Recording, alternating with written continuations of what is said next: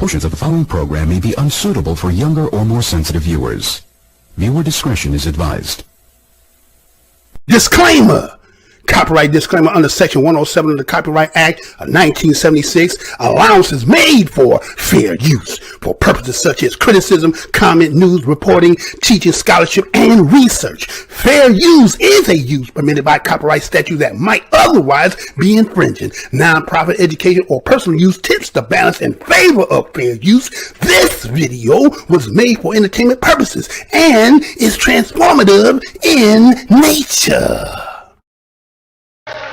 So you must first of all remember that this system was not originally designed with black people in mind. Right on, brother. Right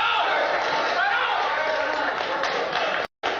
And it definitely was not prepared for black people to, in the end, begin to demand their rights and an equal share in this country which they've died for. Right on. Hey, and we definitely are not going back to Africa.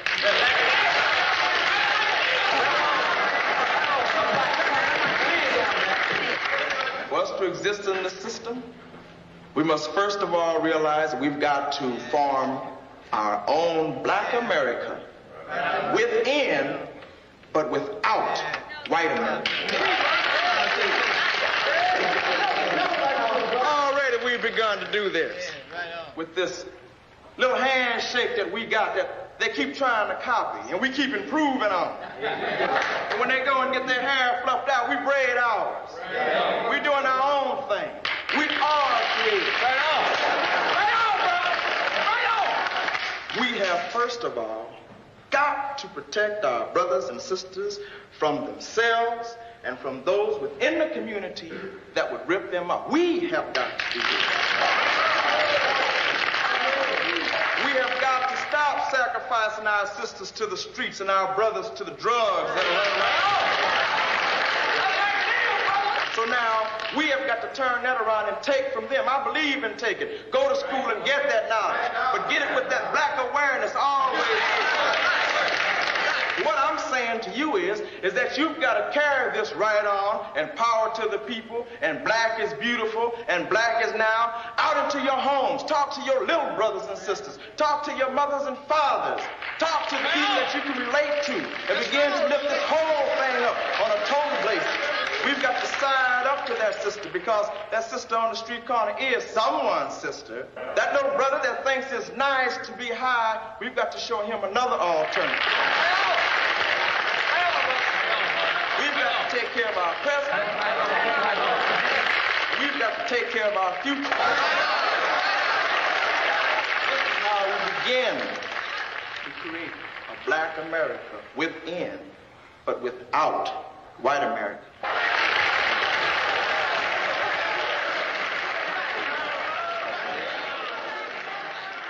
Hey, John, what do you want us to take away from this extraordinary series of yours? Well, I want people who are not Latin to have Latin envy and wish they had been born Latin, and for Latin people to realize, damn, being Latin is a superpower, man. I mean, the things that we've suffered in this country, 500 years, our wealth was stolen from us. We were lynched. We were burned, shot alive. We've been the only American citizens that have ever been deported by the millions, and yet we contribute and we build and we thrive. 2040, this country is going to be minority white European. Hear me? Minority white European. And you guys are going to have to start working more with Hispanics, who make up a larger portion of the population than y'all do. Let's get something straight. You shouldn't be disappointed. What I've done so far is more than anybody else has done this far. Okay? Number one. Number two, I mean what I say when I say it.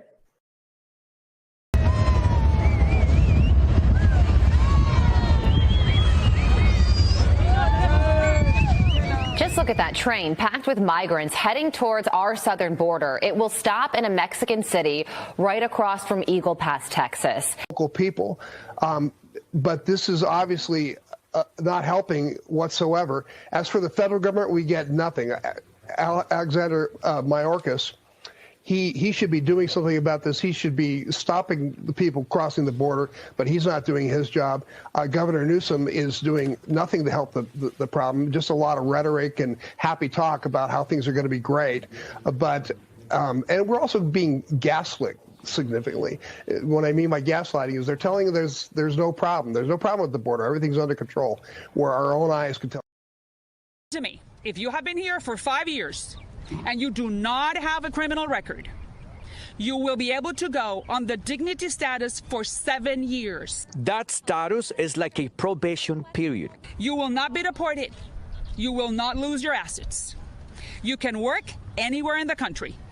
You will pay taxes. And there would be an additional tax. A new levy of 1.5 withholding, called the dignity levy, will be held from your paycheck. You will not have access to any government program and will have to buy your own health insurance. And another charge. You will pay $700 a year for 7 years, and that adds up to around $5,000. Those $5,000 will represent around $45 billion.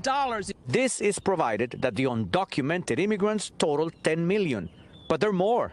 And that fund will go to pay for border security. The other bucket of money, the 1.5, will go to re-educate or retrain any American who believes that he or she has lost his opportunity, his job opportunity, to an undocumented. Some of the other legislators who support the bill said they are aware that it is not perfect.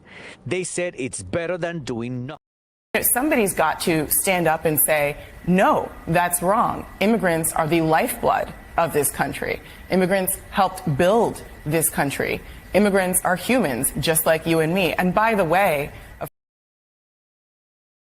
various groups, feminist, gay rights groups, and those who are defending immigrants have commandeered the black civil rights experience. Yes. What do you mean by that? Yes, I'm glad you asked that because I think it's one of the most important points of the book. I mean, I think the way liberals have treated blacks like children and many of their policies have been harmful to blacks, at least they got the beneficiary group right. We do have to, I mean, we shouldn't. There is the legacy of slavery and Jim Crow laws. We don't owe the homeless. We don't owe feminists. We don't owe women who are desirous of having abortions, but that's, or gays who want to get married to one another. That's what civil rights has become for much of the left. They dropped the blacks after 5 minutes. Immigrant rights are not civil rights?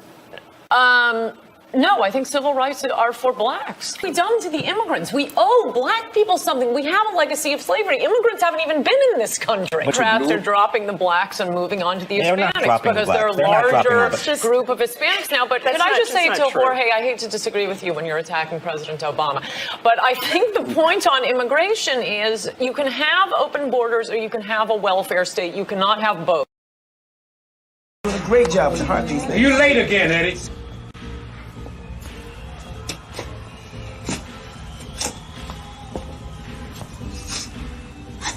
Trying to do. You ain't gonna do it. See, Big Red done pulled my coattail to you a long, long time ago. That's bullshit, Eddie. You talking crazy. Crazy like a mother fox. And you, I can see through your jive ass like glass, nigga. Eddie, you got it all wrong, man. Stealing my moves. My style, nigga, even trying to riff like me. Hey, man, why don't you get your boy out of here and detox him? You on my spot, Flash? Slum-dwelling, scum-sucking, slug-ass motherfucker. You on my spot, Flash? Huh? Well, you ain't gonna get it, cause you ain't got it. And since the American white man has used his control over the press to rewrite history or retell history, and since the white man can't dispute this truth, it's not hate to say that we were kidnapped and brought here, it's truth. It's not hate to say that we were Jim Crow, discriminated and segregated, it's truth. It's not hate to say that the Supreme Court, which is the highest court in this country, came up with a hypocritical desegregation decision 9 years ago, which they haven't enforced yet. That's not hate, that's truth. We are the only people in America that was enslaved in America. We are not immigrants. We're not migrants. We belong. Listen. We are the only people enslaved in America. We didn't come over waiting and looking for something. And when we came over, we did work. But it was free labor that built this country. Black labor! You said your people have been fighting for 400 years. Man, your peoples too. So I just want you to explain what you mean by that. You know what I'm talking about. Y'all all know what I'm talking about, man. Don't sit up here and try to bait and not know what I'm talking about. Y'all know what the I talk about when I say these things. Your people too. Explain it. Not everybody knows what you're talking about. Radio Raheem, I don't have to explain what's understood, man. You know what I mean by that. You know what I said by that. I ain't got to go further. And if anybody don't understand that, then God be with them. Go look up the history. Go look up the history. Don't everybody believe in Google? Go Google that. See what I'm talking about. You know what I'm talking about, man. You know what. I dare you to sit up there and say, explain. You know what I'm talking about, man. He's fighting people. You know we've been fighting 400 and still fighting to this day. To this day. To this day. You just sit here, you don't know. These kind of boys seems innocent, Boogie. Got everybody on the post thinking he's a strong black buck. White boys envy his strength, his speed, power in his swing. Then this colored champion lets those same white boys call him Shine or Sambo. Well, Lord, and he just smiles. Dream about the time when I was a little boy. Can't talk. The night would get blue. Can barely read or write his own name. And don't care. He'll tell you they like him. Or that colored folks ain't supposed to have but so much sense.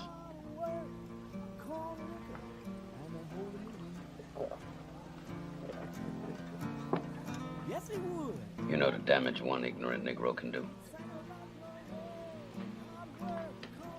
We were in France in the First War. We'd won decorations. But the white boys had told all them French gals that we had tails. Then they found this ignorant colored soldier. Paid him to tie a tail to his ass and run around half naked making monkey sounds. They put him on a big round table in the Cafe Napoleon. Put a reed in his hand. Crown on his head, blanket on his shoulders, and made him eat bananas in front of all them Frenchies. Oh, the white boys danced that night. Passed out leaflets with that boy's picture on it. Called him Moonshine, king of the monkeys. And when we slit his throat, you know that fool asked us what he had done wrong.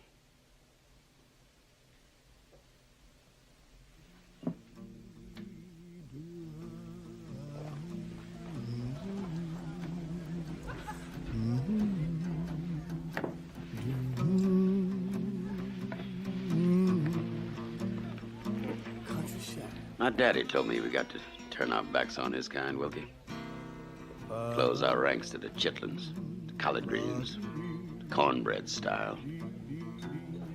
We are men, soldiers. And I don't intend for our race to be cheated out of its place of honor and respect in this war because of fools like CJ.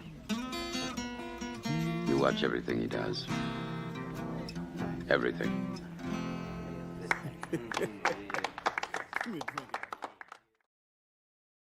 Remember, the enemy has only images and illusions, behind which he hides his true motives. Destroy the image, and you will break the enemy.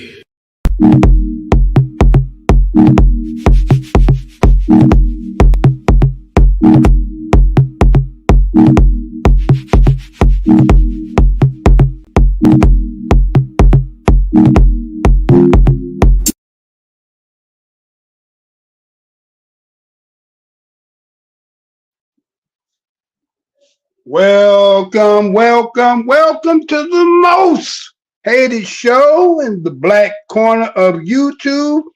I am your host, the whiteologist, Mr. Blows Your Minds, and this is We Up Report. Well, thank to those that's in the house. Welcome to a live We Up Report. If it's your first time, subscribe, share, hit that like button. Go down the aisle, happen to see something that make you feel some kind of way. Remember, the motto of my show is the truth. Don't need no partners. Some of you might have clicked on due to the title of the show. Some of you might be because of the thumbnail. But what you going to talk about tonight, Mr. Blow Your Mind? Well, let me show you what I'm going to talk about here. Well, we're not going to do that. No. Come on, boy. You slow on your job tonight. Okay. We're going to talk about distracted by the interference. Let me say that one more again. Distracted by the interference. Now, when you talk about interference, you're talking about the act or the instance of hindering, obstructing, or impeding something that hinders, obstructs, or impedes. The inhibition or prevention or clear reception or broadcast of signals. The distorted effect that new learning can have a previous learning, or that previous learning can have on new learning erupting, right? So, meaning that you could be learning something that is new. Matter of fact, I done heard some people in the corner talk about people who think they know it all. Talking about when you think you know it all, you can't learn. People who I believe have the tendency to think they know things, how do you garner that kind of information? They're always in seeking. They're always digging for knowledge. You don't know everything, but you know what you might be talking about, right? So some people believe that people who think they know, they don't learn beyond what they think because they know. Now, if you know them personally, maybe you could say, you ain't as smart as you think they is. But from your observation, looking at somebody, you might think, because every time you hear them, they sound and they doing things that may not be to your liking or your understanding. So you try to critique. Well, you stay in your corner over there and you do what you do. But the point I'm saying is interfering, as it says, that they will come in, something that comes in. And what doesn't happen? There's something that doesn't happen in this corner that I observe. You know, I only come on once a week, right? And so in that week of observing and seeing, and then there was something that magnanimously happened that wowed, I'm going to say, the field niggas. Field niggas went in a frenzy and went crazy. We seen something that might have been historic, but we also must understand, did something take place? Was there somebody distracting something to get to it that was going to interfere? Now, as you see my thumbnail there, you see the scene of those that know about Django. Remember the movie Django? And remember that particular scene, right? Remember that whole particular scene there, right? Where it was Django was going to get introduced to Steven, right? And that was one of those parts of the movie that a lot of people liked. But as you see in the background in that thumbnail, what do you see? You see something in the background there. Even though that's in the front of it, what's in the back was taking place while that in front of it was the interference. You understand what I'm saying? There was something that ran a ruse, ran a interference play, run a block. So we're going to talk about some of that, but not in that particular. But I want to show you something that I found out, or I'm assuming, or, you know, we're going to say, what's that? What they say? Allegedly, right? We're going to say that allegedly, right? So, okay, check this out. Now, what happened when this interference, we see the eruption, it was erupting the plantation with field niggas being entertained by possibly, let's say, house nigga issue. Let me say that one more again. We see that there was the eruption on the plantation when field niggas became entertained by house nigga issue. Now, again, when I say this, this is not something directly towards anybody in particular. This is an analogy to something, right? We're going to look at this, right?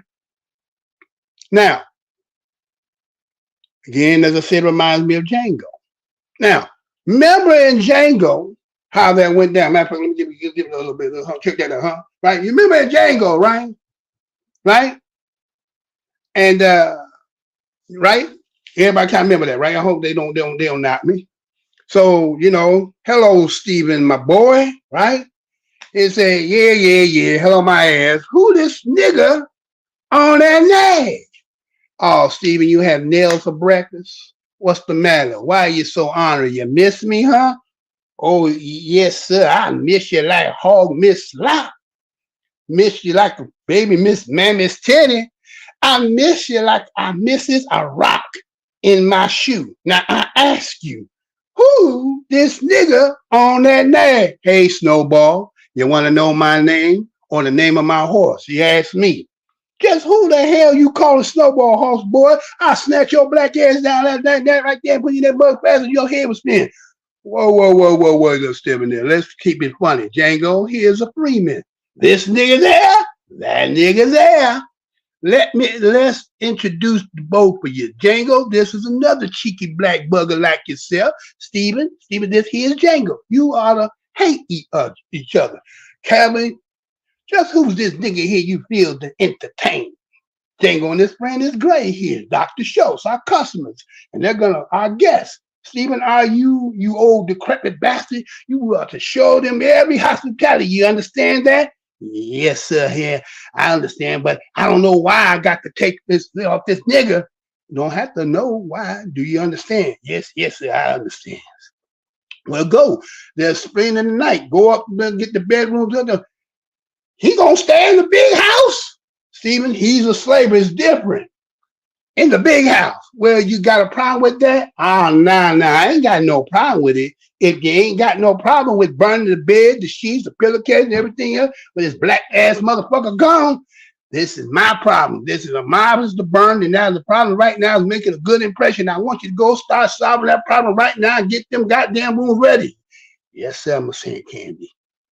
Go on now. Can't believe you brought niggas to stay in the big house. Your daddy rolling over in his goddamn grave right now. Brought a nigga to stay with us. What kind of shit is that? Right? So that was that scene, right? That was that damn scene, right? That was that scene that everybody kind of remember that was in Django, right? Now, what did we see manifest here in this corner that kind of had that same flavor, that same kind of scent? Did anybody peep it? There was something that took place in here. Now, again, I'm not saying the individuals about the people who we about to talk about, whether they house niggas or field niggas. The analogy is what done took place. And what I'm going to show you is, again, as the analogy about the plantation and the frenzy and who were in between is acting to get the frenzy, but what really will happen, just like you see behind that scene there, you see them two back there, right? You see them two right there, right? But they right there, but yet everybody's focusing on Django and Stephen, right? So check this out, y'all. I want to check this out, right? Now, that's going to be the premise on which we go, right? Now, so, you know, they say, now check this out, right? They say that if you take fleas, right, and put them in a jar, as you see there, and put the lid on, that if you leave the fleas in there for some days, and then when you return and take the lid off of them, not one flea will jump past beyond the lid, and then everything that they produce after that will be just the way they are programmed. Let me say that one more again. Let me say that one more again. They say, if you take a jar of fleas and put them inside a jar and take that lid and put that lid on top of that jar and leave that for a few days and come back, when you take that lid off, not one flea will jump out of the jar, and everything that they procreate after that will be programmed just like them. What you trying to say, Mr. Blow Your Mind? I'm just going to say, look, I've been doing this since 2012. I've been doing this for a long time. But I'm the most hated show in the Black Corner because you never heard of me because I did a video April 1st, 2013, Extinction of the White Race. Didn't say nothing about killing nobody, none of that. Went 300,000, which would have been viral. That's viral in that day. That's viral because you got to remember the Black Corner is the most suppressed, and I'm the most suppressed of every show there is. You know we suppress. But we seen a record-breaking something just took place. And then did you ever ask yourself, how did that manifest itself? How did that really manifest itself? Go back to the thumbnail there, right? Right? So how did that really manifest itself? Maybe some things took place. Matter of fact, the viralness of the Shannon Sharpe and Katt Williams video, and then there was the other, right? Then it was the other story about this, right? Rumors of shadow aliens in Bayside Marketplace go viral after large fight among teens created chaos, right? Right? They talked about that shit. It was an alien going to buy Jordans. Alien was going to get him some, I don't know what he was going to get. Maybe he was going to get his gold clean, something. But people claim they seen, but then today with the technology and cameras, it was more hearsay. And the fact that, matter of fact, they even had what they were showing, the fact, I don't know if you can see that real good on your screen, but they even showed all the cops being outside there. So again, you got the visual optics. You got that visual optics. You had the narrative, but you don't get to see what took place, right? So some people swore down that people were trying to post and things were being taken. So again, is this propaganda? We don't know. Was it real? Was it not real? Is it a folklore? We don't know. So we have to, on the assumption that the stories that were given in one aspect and then the way that the news gave it was another one. So around the same time, just like what you see here on the back of that thumbnail, that was the biggest story that should have been, right? That story, that one behind, you see in the back there behind the scene, that should have been the biggest story. Think about all the people who were tied in that, right? Right? When you get it from the highest office in the land and other subsidiaries, and then man, they was even taking mugs who've been dead for years and threw them in there. And then you got one that's a former president, got him. But that in itself, when it broke and came, it didn't even make $1 million. That didn't even make $1 million. So a lot of y'all got caught up in the frenzy. You got caught up in the interference. All clicking on because you see numbers. Let me tell you something, I've been doing this for a long time. Not everything with big numbers is good. It's them cats with the low numbers be the real cats in here, but you wouldn't understand it because you like to flee in the jar. You program. And the sociologists know your program, so they pulled the move, and I'm going to show you what I'm talking about. Am I trying to tell you that the person that they went viral, that they are not capable of getting numbers? I'm not going to tell you that. But when you see those kind of numbers on that low, when you know we the most suppressed in the corner, you mean to tell me there's what, 9-10 billion people on the planet, the most entertaining people in the world, in the United States, and being Black American, Tachi, Digit, Niji, Moors, all of us, and we don't be having numbers in the millions every time, tens of millions, hundreds of millions worldwide? No, because you over here locked in a corner some damn way. So just imagine my show. I can't get 100 views. I've been doing for the last 6-7 years. They done had me at 100 views. That's it. After I told them I had virals 300,000. This was before people, when nobody could get that 300,000, 50,000, so forth. And they sliced me down and said, nah, you ain't going nowhere. You gonna stay right there. So when I seen this here, I knew it was something behind it, right? So maybe you know, maybe you don't know. Let me show y'all something. Let me show you something, right? Let me show you something here. Let me show you how, again, I have to say allegedly, because I can't say for a fact, but let me show you what I'm talking about, and let's see that, did that manifest by that, or was there something else? Just like you see that thumbnail, there's something in the background that you didn't see. You see it because I'm telling you, most people might just see the front part. Some people don't see the front part, but just see the back part. Some see everything, right? So let me show you something. Be right back. The community stood up again for me. You've always had my back, and I'll have yours. Welcome back to America Decides. More than 3 years after his victory speech, President Biden faces what appears to be, at least to the polls, waning support among black voters in our country. This, as an influential radio host named Charlemagne the God says he regrets backing Biden in 2020. He told Politico, quote, "It's almost like Democrats are doing this purity test. America's not pure. The people of America are not pure. We're flawed. I'm not looking for my politicians to be pure. I'm looking for my politicians to be effective." National political reporter for Politico, Braxton Booker, who wrote that piece on Charlemagne the God, joins us now. Braxton, it's great to see you. Fantastic piece. Thank you. Let's dig into this. According to a Gen Forward survey, which you also wrote about in a separate piece for Politico, 17% of black Americans support former President Trump. 20% said they're not for Biden or Trump. Let's do the quick math. 37% not in the Biden coalition. That's a big number. It's a big number. And does Charlemagne the God reflect that? I think he does. I think he does. Look, he expressly voted for and supported President Biden during the 2020 election, and he clearly is saying he does not have the support of Charlemagne the God this time around. And he says that Biden has not been an effective messenger, and he feels that Biden has not kept some of his promises that he made on the campaign trail, and certainly he's not appeared on his radio show since the 2020 election. I think that has something to do with it, too. Is it worth saying that he's not just any radio host?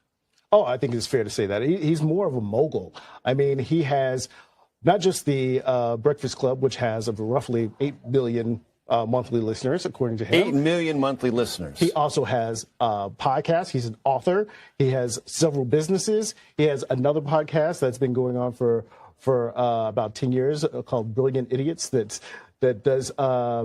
does other things that are in the pop culture realm. So he touches a lot of different industries, including obviously the music industry. So he has a lot of influence across multiple. He's a mega influencer. Absolutely. And in the political sphere, a not insignificant one that any White House, but particularly this one, has to pay attention to. Well, look, I think for a White House that is, as we had discussed, it seems to be waning support among black voters.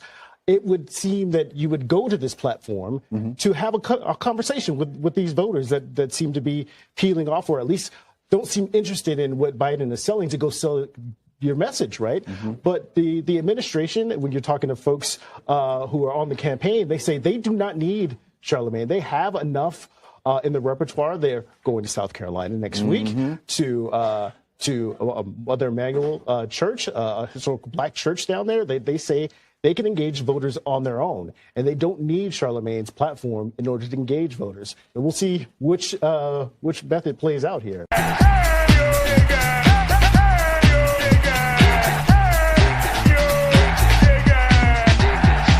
Community stood up again.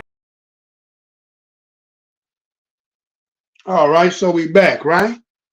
So as you heard there, right, that was Charlemagne the God. Now again, many people gonna have pros and cons about his personality, what about his personal life, but that's not the point I'm trying to focus on here. What I'm trying to focus on is, are you understanding what's being displayed before you, right? Now, Charlemagne, remember going back last year in 2020, when he brought and did that interview with Joe Biden and co-signed, right? So just on that alone, that made him kind of put the Breakfast Club in the pocket with the system. You understand what I'm saying? You know, then it fell apart, Angela Yee, and then, you know, DJ Envy got his issues. So it's really just much him now, right? Now, what I want to show you is, check this out. Check this out now. Now, here it was, Charlemagne has come out. Now, remember, look at the industry he's in. Look at the people he associated with, who he's touching, right? Celebrities, entertainers, music, right? Breakfast Club, right? They come there, right? We're going to talk about some of the things that was said in this video. And let's see did something take place to bring that interference that which y'all all, again, field niggas went frenzy thinking that, what was the, greatest, again, it's nothing against Katt Williams, nothing against Shannon Sharpe. But let's see what took place here. Check it out. Now, in this interview, as you heard, you talking about that Charlemagne was talking about the black community. Again, you had Joe Biden talking about the black community came out, stood up for me again, as always, and had his back, and he got ours. Now, wait a minute. Now, again, they sold that whole thing, whether we technically went out there and voted for Joe Biden or not. Was it more of we don't know if there were fools going or not, but he won. Remember, that's what he said, right? After he won the night, the black community stood up for me, had his back. Now I got yours. Here's 4 years later. What we talking about now? What we talking about right now? Nothing, right? And now, if you notice that everybody who's supposed to be a Democratic shield can't even come to us talk about nothing. Have y'all noticed that? Have y'all noticed that? This is going to be political season, and they can't say nothing because what he done did and everything else. And if you ever watch over here, we talk about that immigration and the migrants, and we're going to touch a little bit in that as we go forward. But right, you ain't been hearing nothing, right? So here was the Charlemagne went on CBS, did an interview. Now, I'm going to show you something. So Charlemagne talking about the purity test, right? Purity test. And then talk to Major Garnett, I think there's a Garrett is end up with a white dude that you've seen in the comments. He's talking about that there's waning support on Joe Biden. Waning support. Why is that? Well, black people done got a little bit more sophisticated, right? We're not going with the quick, we asking for quid pro quo. It's not just the fish fry and the chicken dinner. We started being a little mature and talking about, okay, for my vote, what are you offering us? Right? We know that going back in the 60s, they had, what was that called? The benign neglect. That was the policy. That was a real government policy to deny, neglect anything dealing with us. So have they stopped it? Some people say, it's just a figure of our imagination. Now, Charlemagne says, okay, so they saying waning support, meaning that you've been hearing black folks jumping off the Democratic ship. Some say independent, some say no vote. So they say that Charlemagne is an influential radio host. Okay, influential means even whether it's fully true or not, he's perceived as, by the numbers that they talked about, which I'll talk about, that he has influence over a segment of people that could actually help somebody under a situation. Okay? So here was Charlemagne the God, who's part of the system, came out and said he regrets backing Biden in 2000. Let me say that one more again. Some of you might catch it, some of you may not get it. Charlemagne the God came out and said he regrets backing Biden in 2020. Okay? You know how sometimes you got some people in the black corner talk about how entertainers and actors and sports and how they should be standing up for black folks. And every time when it comes to politics, you don't ever hear them say nothing. Then slowly get your booties to the poll, back that, right? Right? All of a sudden now, a little bit of this, and that. And, Cardi B talking to Joe Biden. Okay. They're using their influence, correct? But prior to, go back to 2020, when it was Kamala Harris, and then there was the Joe Biden interview, and he co-signed them. Based on the Breakfast Club, the perception of it, supposed to be able to reach and touch young people who are all part of the music industry with hip hop and so forth. Based on the perception, I'm not telling you whether that's true 100. I'm just the perception of it, right? So what happens? What happens? So there's an article in Politico, and it said that Charlemagne had talked, and the dude that you had seen in there, he said that the Democrats are looking for a purity test. He said America isn't pure. We're a flawed nation. We're not looking for a pure politician, but a politician to be effective. Let me say that one more again. Charlemagne said in that political article, America isn't pure. We're flawed. We're not looking for a pure politician, but a politician to be effective. So you heard them talk about a poll. 17% of the people on the poll say they ain't with Biden. Another 20% say they ain't with nobody. So they put the 17 and 20 together. What do you have? You got 37% that is not pro-Biden. So they feel that's a problem. So he say, hey, you know what? Y'all not even going over there messing with the Breakfast Club anymore. And Charlemagne is speaking out saying, hey, what happened to us? You ain't got nothing. You ain't gonna come over here. We ain't gonna talk to the people. Right? Okay. All right. So they said, does Charlemagne reflect that number? The man that's doing the interview says that, yeah, he's expressed the voted, that he voted for them. He supported Biden. And that now that he's talking about how he's ineffective in his message, his promise are lacking, and he's returned. He has returned to the show. He hasn't returned to the show ever since that he co-signed him. So Charlemagne is kind of really taking a stance. Now, some of you may not say, hey, this full of shit you talking about. Hold on, slow up. You're gonna get to it. I'm gonna show you something here. Because see, you are part of the 35 million right now. A lot of y'all part of 35 million. You didn't see the interference. You didn't see how that formulated. You just seen what you seen, got elated. You said somebody been touch you. I've been in this corner talking to you for, I don't know, for over 12 years. You understand? But, you know, you caught up because, again, like the fleas in the jar, you've been programmed. The sociologists have come and showed they know you better than you know yourself. Let's see what I'm talking about here, right? So as you heard in that video, you heard him say that he said that he's a mega influencer. He has 8 million listeners a month. Go look at my line. I've been 12 years. They took so many of my videos. I had so many videos that got banned worldwide. In 12 years, I still don't have 300,000 because that's how small they suppressed me.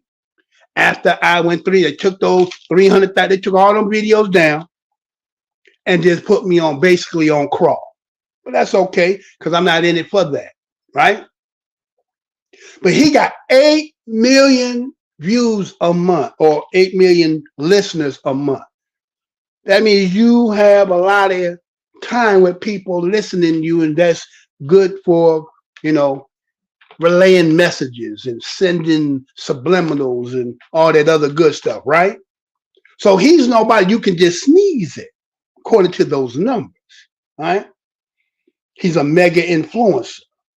Influence that the party can't just, they say the administration can't just ignore, but they told him, we don't need you. All right. So you with this woman here, she talking and she started to figure you out. You got somebody else. You already made your mind made up. I'm going to go over here anyway. So you already got the replacement. But who's the replacement?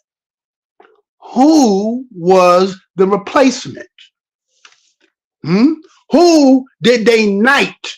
Who did they catapult right before your eyes? And guess what? Did you not hear somebody say, Oprah might come on your show now? Anyway, right? So, let me show y'all something here, right? So, okay, so he says that they gonna go to South Carolina because you know that's where Charlemagne from. They ain't gonna mess with him. They going to what the church where Dillaroo killed the fam over there, right? They done went there, right? And they went there. As a matter of fact, it was so diverse in there. So many white folks sitting up in there. He was like, wait a minute, I thought this was a man. What? Anyway, right? Kind of we got staged up and then had some black sister coming in talking about, oh, he's a good man, right? That okay. Now, say they didn't need him. They don't need him. But I want y'all to see something here. I want you to see something. I want you to see, because you might think I'm making shit up. But I'm gonna let you see the second part first before I show the next part. Listen to the last part of this interview and be right back. Check this out. But it's a political criticism that Charlemagne the God expresses. Let's take a quick listen.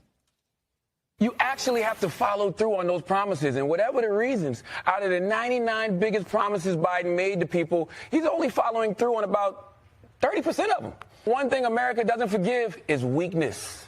They want to see you fighting for your goals. And on some key issues, Biden seems to be waving the white flag. He just looks weak, and I'm not talking about physically.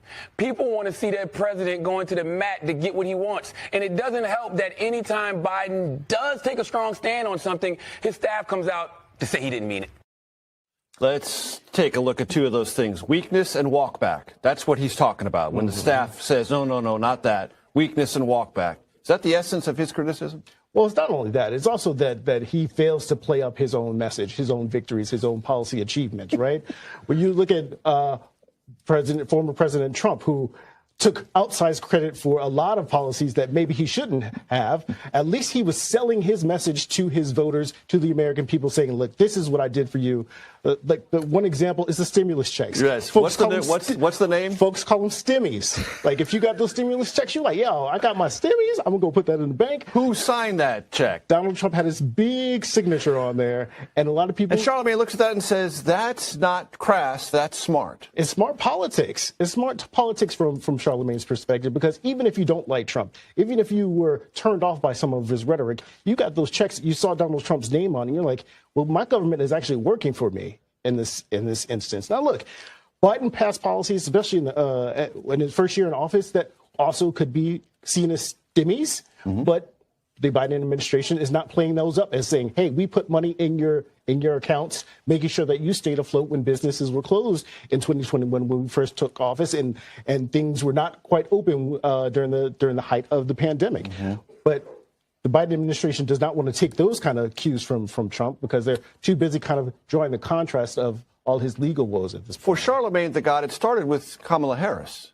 Yes. The entree to this world in the Biden White House. But that is cool, if I read your story correctly. Yeah, it appears. That seems to me as much a big dynamic of this as anything else. Well, look, behind the scenes, we know that there are some back channeling that goes on between the White House and Charlemagne. They like to talk to him about, hey, I think you've kind of characterized this issue in an inaccurate way, but they don't tell him turn down the rhetoric. Charlemagne eventually endorsed Biden because of his relationship with Kamala Harris. And that has seemed to cool just because he feels like once she got into office, she really kind of took a step back and did not engage as much with him. Now, the last time they talked publicly was on his Comedy Central show. Where that got a little frosty. It got a little frosty. But look, it got frosty, but in that same moment when Charlemagne asked Vice President Kamala Harris, who's the real president? Is it Joe Manchin or is it Joe Biden? A lot of people point to that moment as like, that is the real Kamala. Where has that Kamala been? Because she dropped the air of being a vice president and talked directly to him, said, look, you know the answer to that. It's Joe Biden. And how could you use these Republican talking points when you're talking to me, the vice president, Kamala Harris? And people saw that moment like, where has that person been?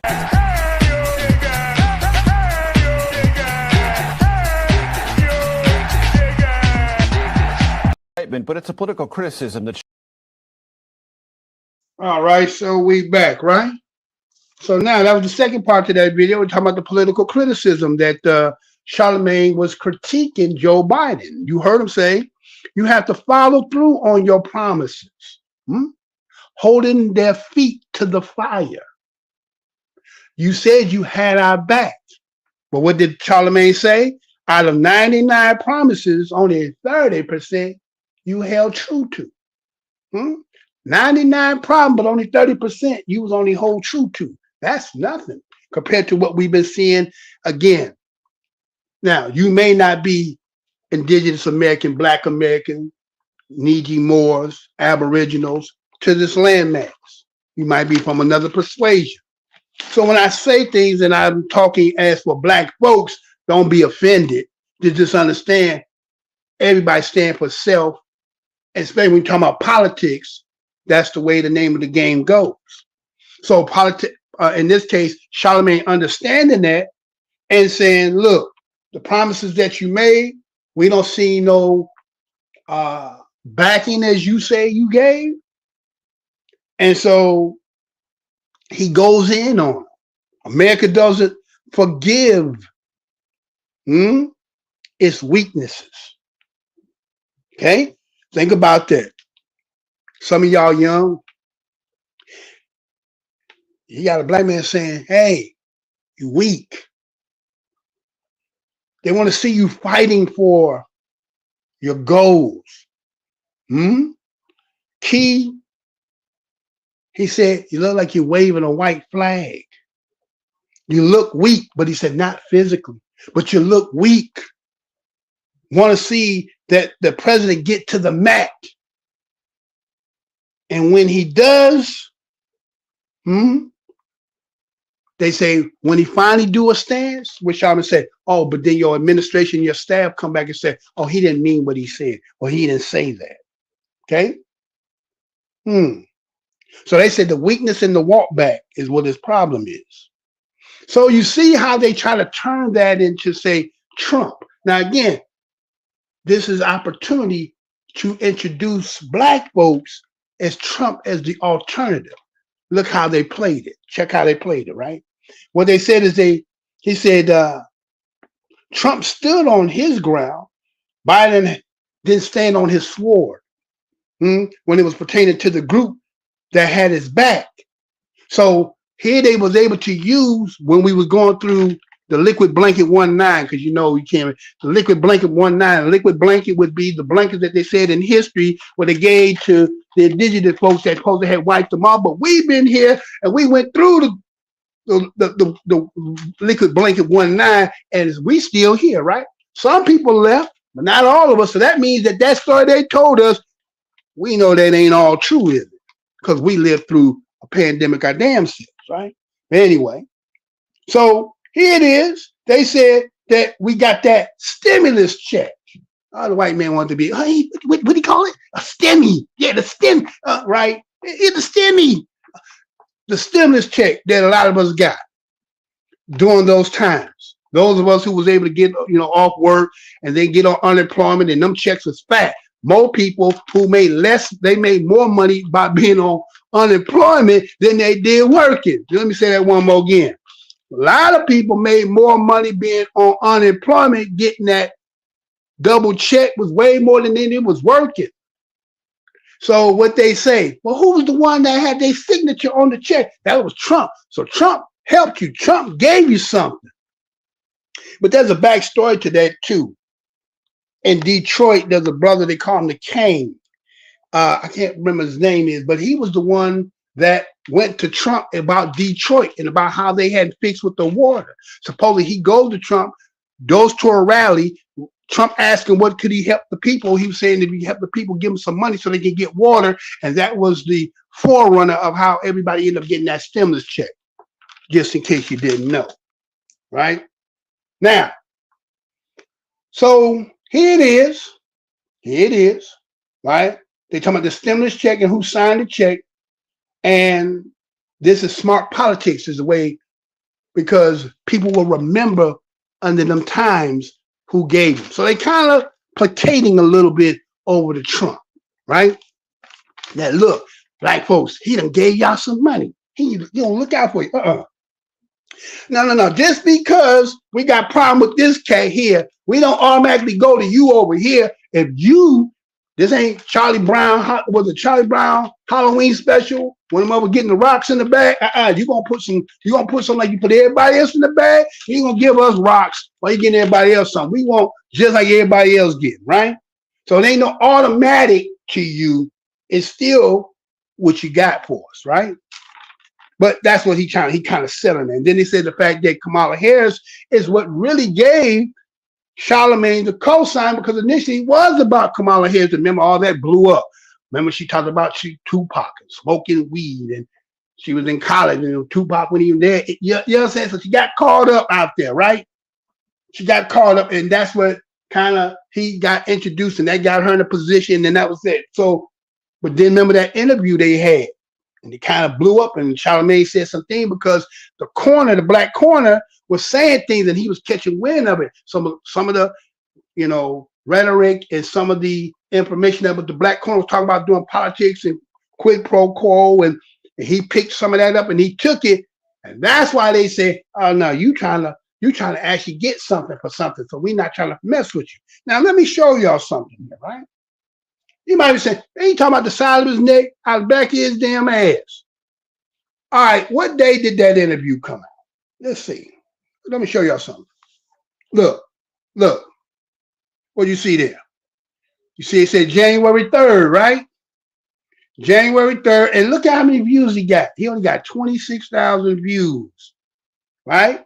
26,000 views. Now, what's the other one over there? Let me show you. What day did that come out? Oh, January 3rd. Oh, same day. But he got 34,464,566. Same day. Remember in the interview, he been trying to get on, but he came in out of nowhere. Did somebody make call? We finna get rid of that one. You've been knighted now. Oprah gonna come over here now. Huh? Get rid of one, knight another one. He went against the total grain when he said he regrets co-signing you. Who can you find out here on that side of the game to say that? Who can you find? So they had to hurry up so that this don't get out. And what did y'all get? What did you get? A lot of people, because you know how you know everybody don't know? Because I ain't hear nobody. And again, I come on normally every Sunday, but I've been coming on Mondays. If you ain't got no Sunday, come on Monday. Find out what we talking about. We just over things over the week I done seen. I'll bring you package up some stuff and we're gonna talk about it. But I didn't see nobody, and still to the day, right now, ain't nobody talked about this because it got suppressed. Because why? The list came out, the alien came out, and then this came out, right? It's not saying well the cat ain't funny. It ain't saying that Shannon Sharpe ain't got a show. It's saying you broke all records. I've been doing this for 12 years. You can't tell. I understand how this game goes. When we in this black corner, you in this corner. You grow if they want you to grow. You stay down when they want you to stay down. So all of a sudden now you got into a algorithm that's kind of like some of them white channels. They constantly get numbers like that. Look in the black corner. They act as if our people ain't even online. And it's so hard to find many of us, like me, go back. If you don't subscribe to me now, you can put my name back in there and they're going to take you to a white woman named Maddie Crum. I don't know how Maddie Crum and my name is associated with each other. Then they're going to ask you twice, are you sure you want to go back there? You sure? I think you might be mistaken. Then they got another channel called I Blows Your Mind. Where's all this coming from? See? Because I know how it go. You can't tell me that. Kyrie Irving, Kanye West. What's that woman? Something, what was her name? Mandy something that threw the football at the game with Stephen Curry. Right? They don't went viral. But when you start talking about 30, 40, 50, as you heard Shannon say, he getting into the Joe Rogan numbers. So that means that they don't. Now, I'm not saying whether he, but then they also talking about Obama having lunch with Biden. So maybe Obama made some calls because they had to say they can't let that message get out. What he was talking about, what this one was talking, they couldn't do it. Because why? Who was this nigga behind this nag? Who was the nigga that was behind this nag? Go back to that one. Huh? You gotta remember, look on the back of their thumbnail. Is that not they party? Is that not they party? Is that not the one some people call him the first black president? Wasn't he called that? He was called that. So the message of that, matter of fact, remember they grabbed Michael Jackson, threw him in there. They were throwing Trump, and yet they were saying that they say it ain't got nothing, but he was in there anyway. Again, interference with that, and then it was that behind it with Charlemagne. So if that message get out, now they got a problem because if you hear they talking about the young vote. So now they replaced, now Cat is hot. Y'all listening? Hear my words. As time go on, as the season come, you'll find out if what I'm saying makes some truth or not. You'll find out. Did they inaugurate somebody to replace this one who they got rid of? Is that what happened? Is that what happened? Okay. So again, that's what I seen on the wing on that. And again, let's just say, man, did that happen? It's not saying that Shannon Sharpe don't have a quality show. It's not saying Katt Williams ain't who he say he is. The conversation ain't nothing too much new unless you, again, if you was maybe, let's say 12 years old and now you're about 18, 19, and you might now first time hearing it. Anybody else older than that, you done heard some of this stuff already. You already knew this. To hear him say it ain't really too much new. Might be a breath of fresh air for people to hear some straight truth, but look what they talking about.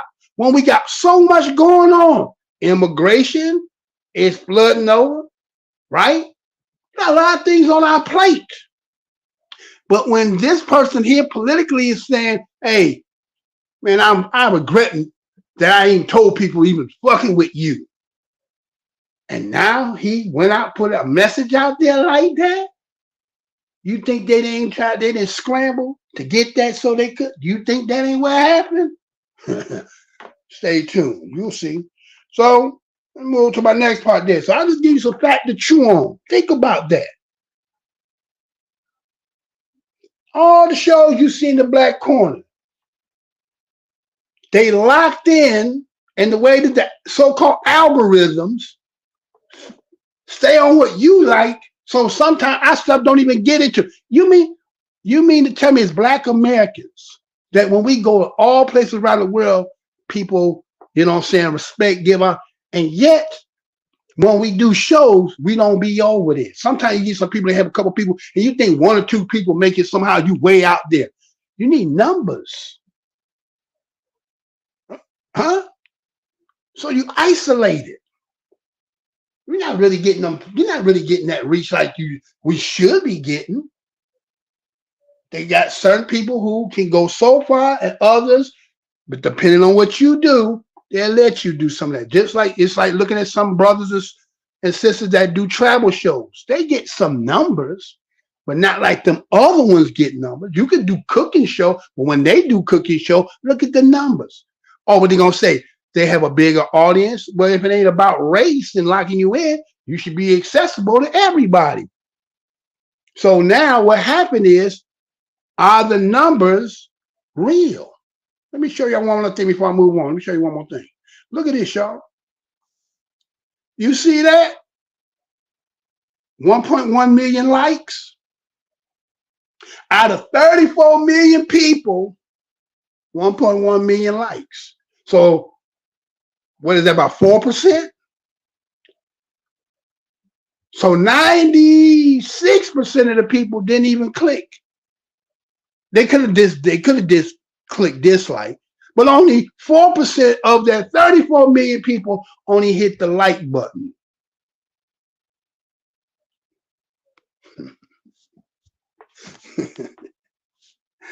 Okay, you understand? Technology can be rigged. Minds be rigged. I done see me have numbers that come back there and they say, I done lost 10. Like, how you lose a view if somebody clicked on it? How you losing views? How you losing likes? Rigged. Rigged. Anyway, moving on. So again, there ain't no shade to neither one of them brothers. I like both them brothers. I don't know what deal, but I just know if Charlemagne did what he did and was trying to put that message out there, they scrambled because he, on the perception of having 8 million monthly viewers and to be a mega influence that touches young people, because guess what? All the rest of them in this corner, Roland Martin, they can't, They can't. So they had to rely on. So now they knighted a new person to now crown over the Breakfast Club and gave it to Shannon. You heard in the conversation, based on the conversation, you heard something like, shit, Oprah might come over here now. And that was before they even knew any numbers. Just coincidence. But that's just me, right? So, all right, so let's move on. So I'm going to move on from that, right? So, again, think about it. Could be, you may think I'm full of shit. Man, there's something there. Do you think that what Charlemagne did is not enough for them as the party to try to circumnavigate? And then they suppress. Now look at his numbers. Wait a minute. I'm not saying he's the most known person, but to get 26,771, some of you ain't even heard that he had. That's what I'm saying. It's so suppressed. He's not like me. I'm the ultimate suppressed show. I'm the ultimate suppressed. That I am the most hated show in the black corner of YouTube. You will see no show that's been as long as I've been doing it and still can't get, I can't even get 150. I can't get 200 views. I don't care how much y'all like it. I don't care how you click. It will never go beyond that. And you have to say, is it rigged?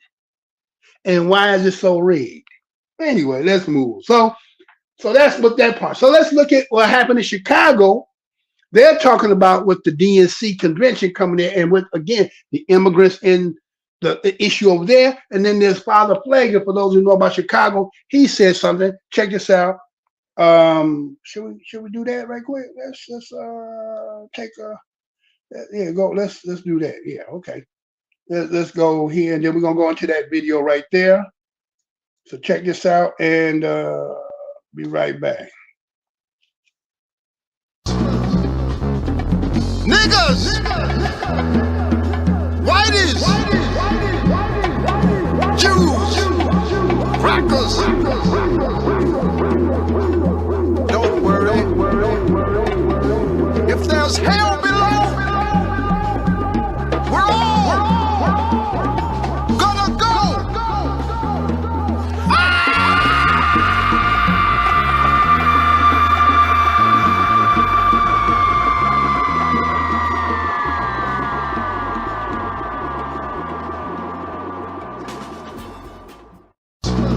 Community community of St. Sabina is also calling for Chicagoans to reconsider the decision to host the Democratic National Convention over the city's current migrant crisis. He joins us now from the Auburn Gresham neighborhood on the city's south side. Good morning, Father. Thank you for joining us this morning. Good morning, Ray. Thank you very much. Appreciate it. What is the connection between holding the convention in Chicago and the migrant issue? Well, I think, the crisis of homelessness has spiked to a new level in Chicago with the influx of asylum seekers and the migrants. Our shelters are filled. We have people living in our streets. We have people living on the bridges. We get 80 to 100 people come to our doors here every single day looking for food cards, looking for coats, looking for clothes. And I think we as a country have continued to ignore the homeless issue, but the migrant issue now has taken it to a whole new level. So I just think it's time to address it. And with the Democratic Convention coming, we must force them to say, is this going to be a policy to eradicate homelessness in Chicago and in this country? We've sent billions of dollars to Ukraine, billions of dollars to Israel, but we don't have billions of dollars that we say is important to house Americans who are here already homeless, as well as those coming from other countries seeking asylum. So I think we should reconsider. Do we allow a convention to come and not address the issue of homelessness in this country that's been ignored for too long? So are you hearing from your parishioners that they are angry that Chicagoans who are homeless are not being taken care of? So that's what you're hearing? Oh, absolutely. I mean, but it's both and I think what we have to be really careful of is not allowing the poor in Chicago and the poor coming from Peru and Venezuela and the rest to be fighting each other over crumbs. But Father Pflieger, isn't having the convention a better motivator for the Democratic Party to do something about it? Because they don't want that on the front page while they're having their convention. Well, I would think that, Larry, but my question would be, do we make that a issue that they're going to commit to before they come into the convention? Because once they're here and once they're, there's millions of dollars, as you well know, are spent during the convention, lobbyists and parties and socials and all this stuff going on, while we have people in our city who are looking for where they're going to eat and where they're going to sleep. I think the Democratic Party, just like the Republican Party, has to commit to dealing with this issue and putting it on the front burner before a convention comes in. If they're not, then why should we have a convention? If this is not going to be an issue that is hurting our city. We're just hearing Illinois is the #1 state where people are moving out of. We got to deal with this issue of homelessness and poverty in our city and in our country. Have you reached out to Mayor Johnson or to Governor Pritzker? I have not. I brought it up to some other pastors and faith leaders who are in agreement with it. I brought it to our congregation here who is in agreement with it. And I think now we bring it to the mayor's office and to the governor's office and to the Democratic National Committee. Well, let me ask you this. There have been moments in the last 20 years where one political party has controlled all three branches of government and still nothing gets done about the immigration problem. Why do you think that is? I think, unfortunately, the poor have never been an issue. It's not a sexy issue to take care of. I heard one time a congressman told me, well, the poor don't vote. Oh, so because they don't vote, we don't feel like we got to serve them or care for them because nobody sees them as a strong lobby in getting elected. Well, perhaps we've got to, on behalf of the poor, fight for them. And we've got to also educate the poor to vote and get them registered, get them voting, and make them a strong lobbyist. But I think the meantime is we as Chicagoans, we as Americans should be a moral conscience to say to government, you cannot continue to abandon poor people in this country and in this city while we spend billions to help people around the world. There's just something immoral about that. We have enough to do both, man. And wherever we got all the billions that we went to that printing machine for Ukraine and for Israel, well, plug the machine back in. Father Michael Pflieger from St. Sabina, thanks for joining us this morning. Thank you so much. Appreciate it.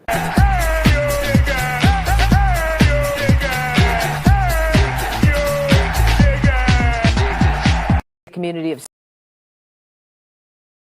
All right, so we back, right? So that's Michael. That's Michael Louis Pflieger. For those who know about Chicago, he's an American Catholic priest, social activist located in Chicago, and he's in the Black parish of the Chicago Auburn Gresham area. Those who know about Chicago, he's always been there, been in that area, and so he's been advocating on the fact that you see that they're to consider having the convention. The Democratic National Convention is coming to Chicago, and that based on the spike in the new level of homelessness in Chicago, his concern is, well, it seems that they can find money for those who are newly coming in here, they're coming for seeking asylum and so forth like that. But you had previous, and newly residents of Chicago who have become homeless, and there's no resources. There's no money being allocated for them. There's no real outcry to find any places for them to build structures like they had been talking about. And if you ever watch over here, we done talked about a lot of this stuff, right? So he said for himself and his parish, he said 80 to 100 every day are coming in looking for coats, food, resources, and stuff like that. So how is it that, again, you can have a national convention coming to town, which is going to bring a lot of money, economics, but how there needs to be a conversation about what's taking place, and that there should be a priority for homeless people that's already present in this land. Some of us, we know, we agree with that, right? Again, we're not anti-immigrant. We're not against people. Again, I'm willing to extend myself to help you, but if it's going to be at my own peril or detriment, then I have to take some things in account. I can try to, if I got a can of beans, and if I try to share the beans as much as I can and provide for my family and you, even if that means we only getting 3 beans each, I'm willing to do that. But if it gets to the point that none of us get to eat and you're the only one getting to eat, that's going to be a problem. I think everybody will have a problem with that, right? And so, again, they want to address these issues about the Chicago homelessness. You said there's a possibilities of migrants, and the poor Chicagoans, based on have to go and try to, let's say, garner some resources, whether it be in, soup kitchens, whether it be in places of churches, they are getting to good, they're getting in confrontation with each other.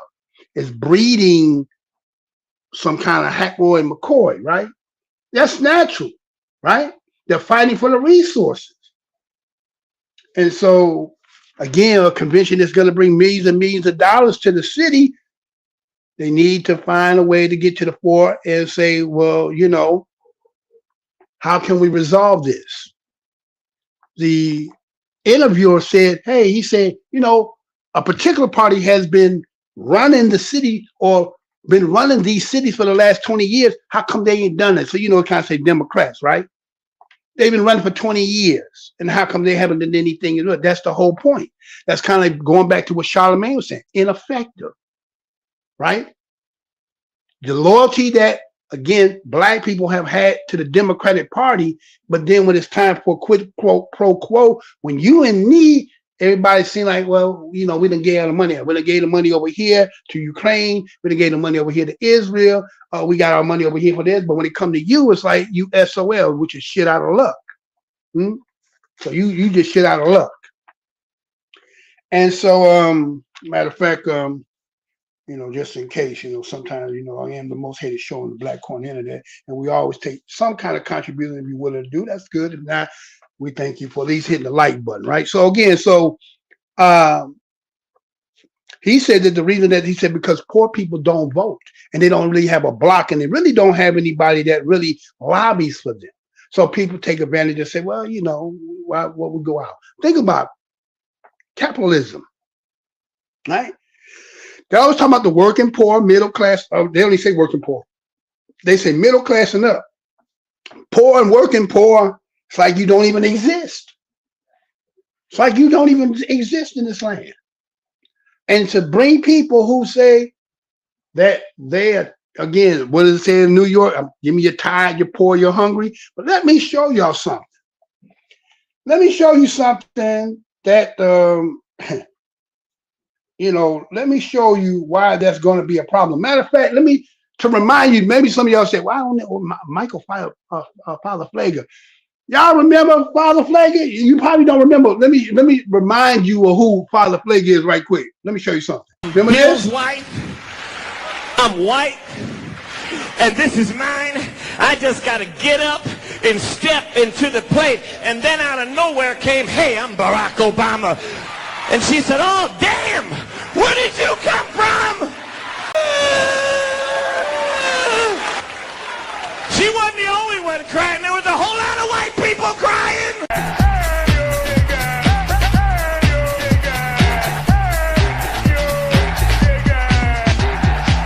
Bill's wife.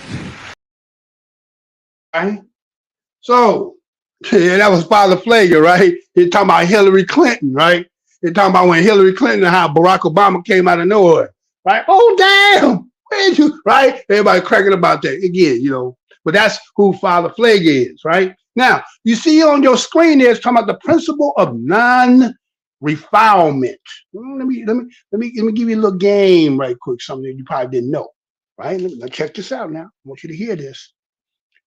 The principle of non-refoulement under international human rights law. Now, I want y'all to hear this real good now. I'm going to ask you, I'm going to give you a couple seconds on. Let me go ahead and read this for you, right?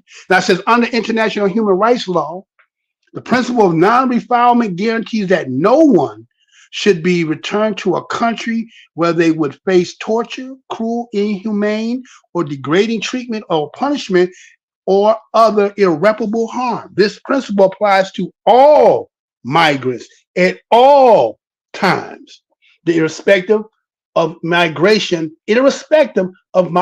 status. What is the principle of non-refoulement? The principle of non-refoulement forms an essential protection under the international human rights, refugee, humanitarian, and customary law. It prohibits states from transferring or removing individuals from their jurisdiction or effective control when there are substantial grounds for believing that the person would be at risk of irreparable harm upon return, including persecution, torture, ill treatment, or other serious human rights violation.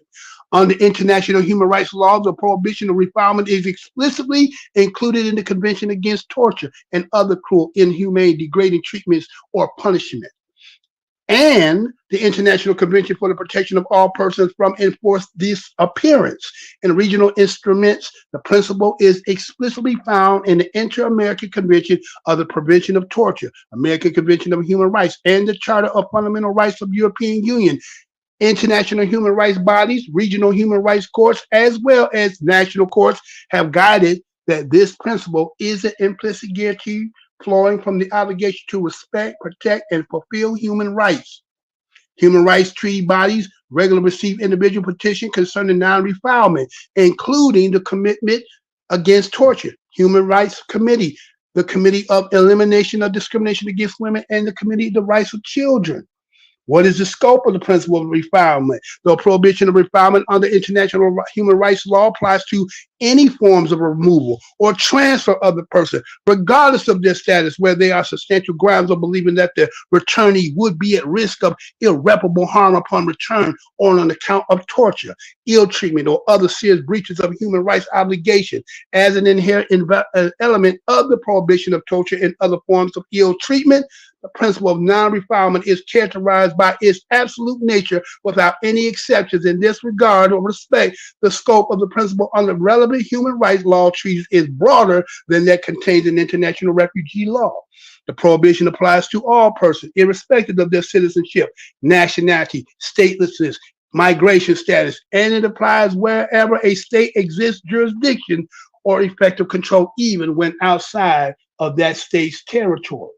The prohibition of refoulement has been interpreted by some courts and international human rights mechanisms to apply to the range of serious human rights violations, including torture and other cruel, inhumane, degrading treatment, flagrant denial of the right to a fair trial, risk of violation to the right of life, integrity, or freedom of the person, serious forms of sexual gender-based violence, death penalty or death row, female genital mutilations, or prolonged solitary confinement. Among others, some courts and some international human rights mechanisms have further interpreted severe violations of economic, social, and cultural rights to fall within the scopes of the prohibition of the non-refoulement because they would represent a severe violation of the right to life or freedom from torture or other cruel, inhumane, or degrading treatments or punishment. For example, degrading living conditions, lack of medical treatment, mental illness have been found to prevent returns of persons. Heightened consideration must also be given to the children in the context of non-refoulement, whereby actions or the state must be taken in accordance with the best interests of the child. In particular, a child should not be returned if such return would result in the violation of their fundamental human rights, including if there is a risk of insufficient provisions of food or health services. Last part, how to respond to the protection and need of migrants according to the principle of non-refoulement. States have a local or legal obligation under the international human rights law to uphold the principle of non-refoulement, including to ensure that the range of practical human rights-based protection mechanisms are in place. One, mechanism for assessment related to the principle of non-refoulement. States that should be placed mechanisms and allocated resources to ensure that the IHRL protection needs of all migrants can be accessed individually and with due process, including a supplemental of asylum determination mechanism. Two, mechanism for entry. Stay related to the principle of non-refoulement. States should establish mechanism for entry and stay to those migrants who are unable to return under IHRL.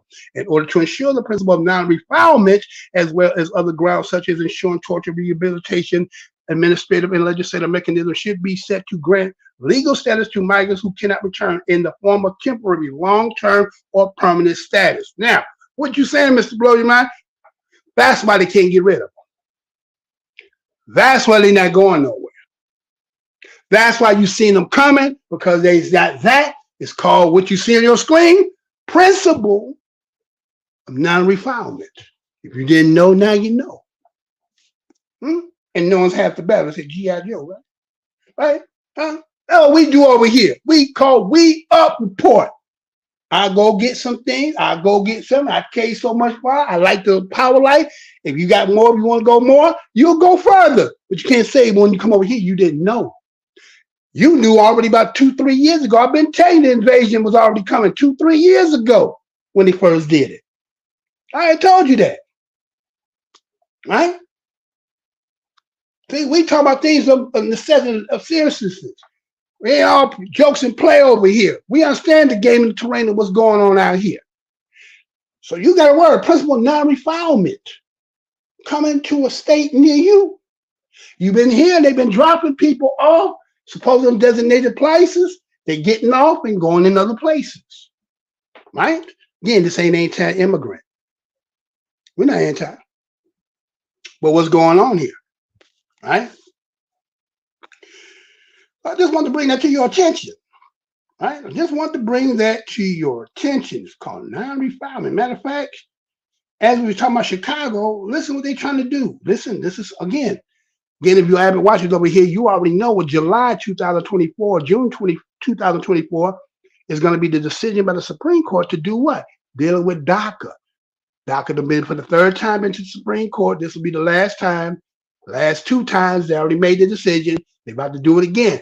So now that's why you're seeing, and we're finna go over, we're gonna do about with Trump, right? There's a situation with Trump, and why that's there, because it got a lot to do with what I just showed you, right? This right here with this refoulement, right? What they saying, according to international law, you can't send a mug back. It ain't got nothing to do with his status. Well, again, see, sanctuary cities, again, you know, he had been on it. We told the story. We gave you how they started off with saying hell, Washington started off, as they say. Then Rahm Emanuel came in 2012. Then Pritzker 2017 made the whole state, a sanctuary state.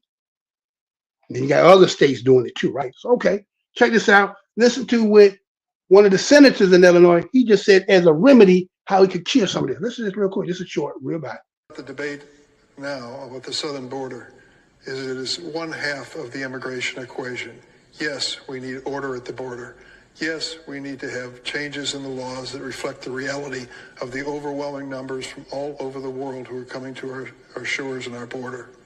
But there's also an incredible demand for legal immigration into this country even now. The presiding officer, my colleague from the state of Illinois, has legislation which addresses one aspect of that. Her bill, and I hope I describe it accurately, says that if you're an undocumented person in this country and you can pass the physical and the required test, background test, the like, you can serve in our military, and if you do it honorably, we will make you citizens of the United States. Do we need that? Do you know what the recruiting numbers are at the Army and the Navy and the Air Force?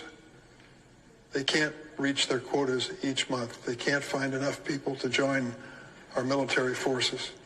And there are those who are undocumented who want the chance to serve and risk their lives for this country. Should we give them the chance?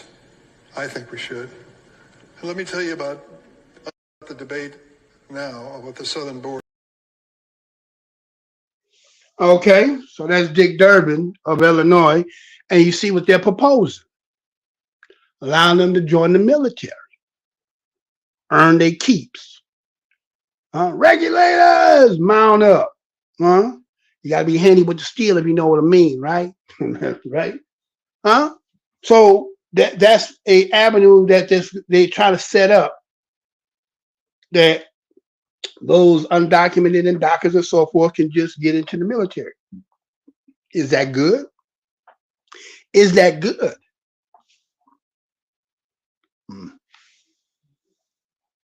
All right, so remember refoulement. You learned it here, right?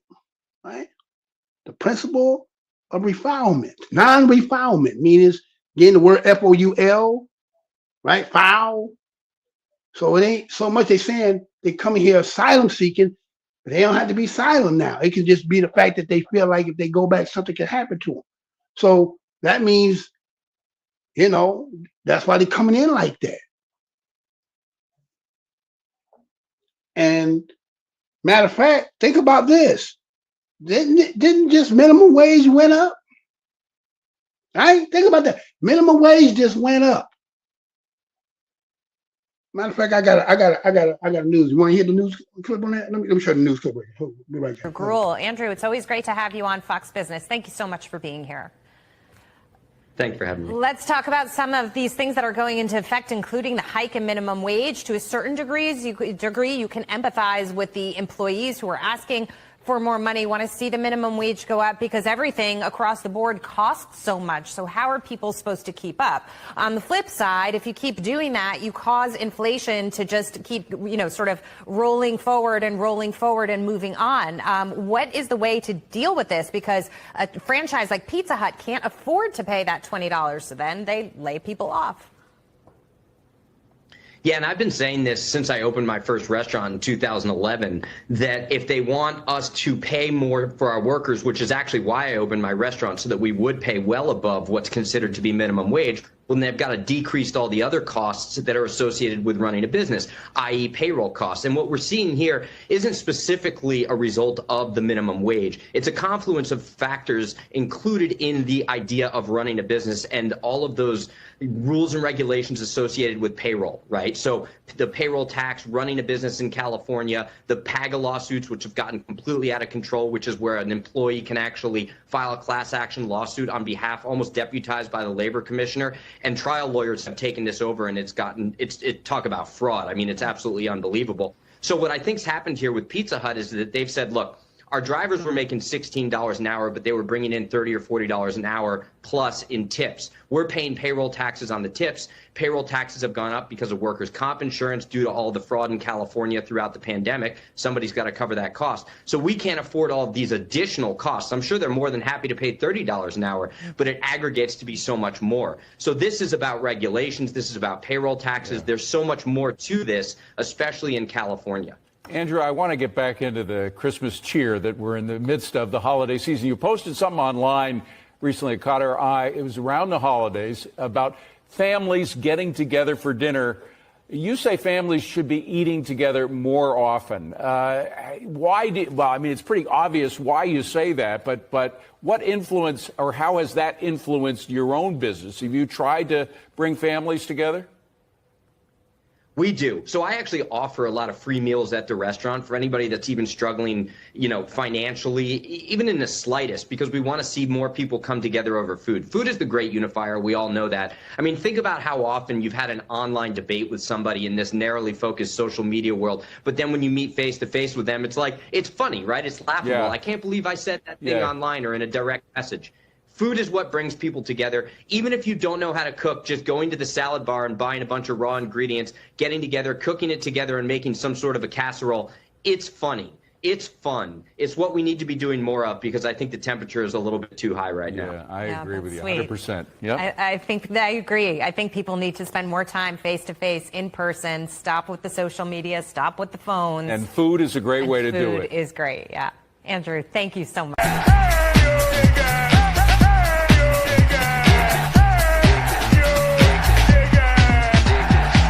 Gruel. Andrew, it's always. All right, so we're back, right? So that was what that report there they were talking about, right? Minimum wage. Again, did you know that 25 U.S. states, as of 2024, were going to affect as raising their minimum wage? Right? So you got workers that are nationwide that will be in line to get a pay hike. Which is going to supposedly boost their minimum wage. There's states like California that's going to go from 16 an hour, right? California, New York, and Washington. You got 22 other states. Minimum wage will go into effect as we already went into effect, so it's already January 8th, so it went into effect on the 1st. Nevada, Oregon, they will go into effect in July 1st. Florida will increase in September. So you have around the country, so let me give you a little map. Now, I want you to see this here. Right? Look at that map, right? Now, show I did before, I was talking about going back south, right? Right? But look how the South is. You see the yellow is representing the places that are going to have the increase in minimum wage. But look at the South. Nothing. Nothing. I think the federal minimum wage in the South is about $7.25 an hour. So with the influx, just like Father Pflieger was saying about poor and homeless in Chicago, with those who are migrants are coming, seeking with no shelter and so forth, going to be a clash. Last show, remember, I kind of talked about this a little bit. I don't know if you went and did some research, that Clover Piven strategy, right? Where they talk about how they can cure homelessness, get everybody on welfare, but the whole end is to get everybody on UBI. What's UBI? Universal Basic Income. And then you get everybody on socialism, and then you won't own shit, and the next thing you know, you own shit and you'll like it. Think about it. I mean, I just showed you non-refoulement. So if everybody coming in, you coming in, with the Roach Motel, you go in, but you don't come out. If we keep piling them and piling, okay, so every year you got a new class of people that's coming out of grade school, going to high school, those in high school coming out to college and so forth, right? And then those from college going into the workforce. And then you're going to have, a segment of people who come in here. Yeah, people can say, well, people got to pick oranges. Okay, I mean, so many can do that. What about just like the homeless people in Chicago who fell to the cracks? And a lot of that of being poor don't have nothing to do with people just not having some incentive. They just, again, if you have a generation that was in the, let's say, industry when it was labor industry, where they were doing warehouse and stuff like that, and now it became more technological, they just outdated. They just outsourced now. Can't be reacclimated in. They already 40 going into their 50s and stuff like that. What are they gonna do? Huh? So this is heading somewhere, right? It's heading somewhere. Where, we don't know. But all this, again, if you've seen in the intro where Ann Coulter say, you can't have open border and a welfare state together. You can only have one. You cannot have both. And basically, that's really what's done happen. Open borders, and then people coming in and they getting, a lot of resources until, again, shows like mine who talked about it, made it circle and people start talking. Now they trying to do something legislative and saying they got to fix it because it's a broken system. And I think they even got Mayorkas about to go impeach him because it seemed like he just kind of came in, and I did my research on him. I'm trying to figure out how the fuck did he get that position? You can't get motherfuckers that's like that and then have them in the top position and think you might not have some underhanded shit. Anyway, don't pay no attention to me. Don't pay no attention. Anyway, all right. So yeah, if you look at that map, man, that map is showing you in the South, why come ain't no minimum wage and no hikes going in the South? Okay. So we just have to pay attention to this, y'all. You got to stay, again, that's what we do. We report, we stay up on the tower, we see things, we come out and give a report over the week. If you like what we do over here, subscribe. Have another channel called WeUpReport. This one is Mr. Blows Your Mind. Go to WeUpReport. Help me to get that so I can get paid over there. They did everything to suppress this. This here is just I get to come on live. They ain't got this so damn dead. And if you lucky to get over here, congratulations. Because the other way, that's the only way you're gonna find it, battle up. And then trying to find it again, it may unsubscribe you any damn way. But you could try. All right. So anyway, now let me show y'all something here. Now, let's move on there. Again, minimum wage done went up. More people coming in. Got people who are already here. Where's that going? So again, as the show is about interference, right? It's about interference. I seen The View, right? I seen The View that had Louis Gates on it. Did y'all see that? Check this out. I'll be right back. Oh, wow. Please welcome back our favorite professor, Professor Henry Louis Gates, Jr.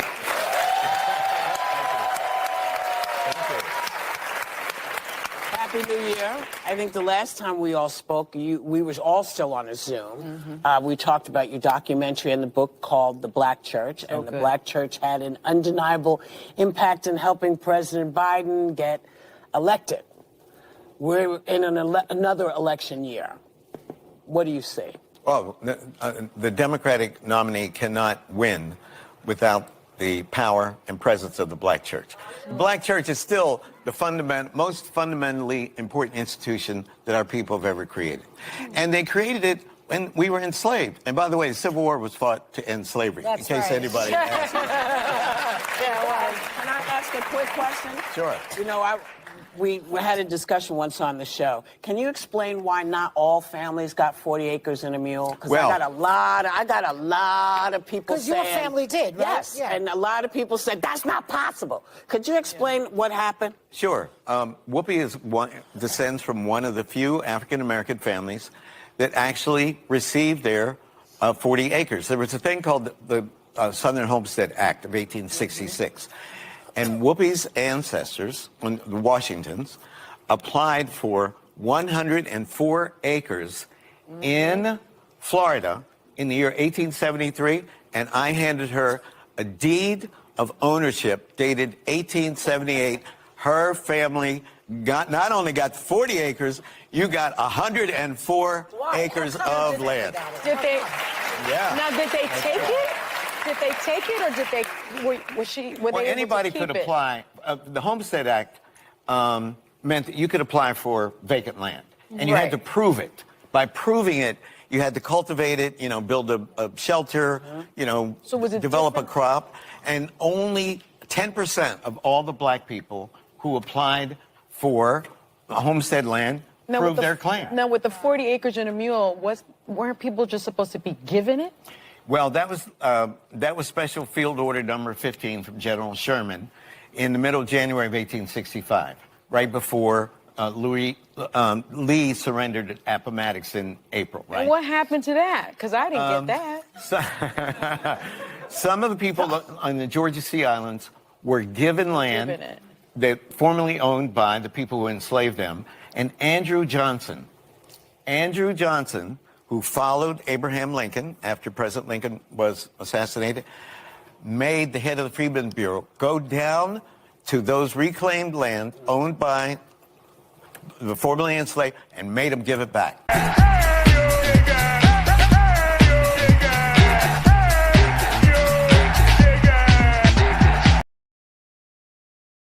All right, so we back, right? Well, that was a view there with Whoopi, Louis Henry Gates.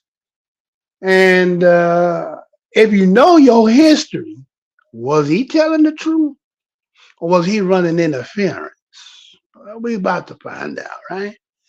So again, they say the black church, as he said, the black church is the only institution that black folks ain't made no church institution. You know what Malcolm say?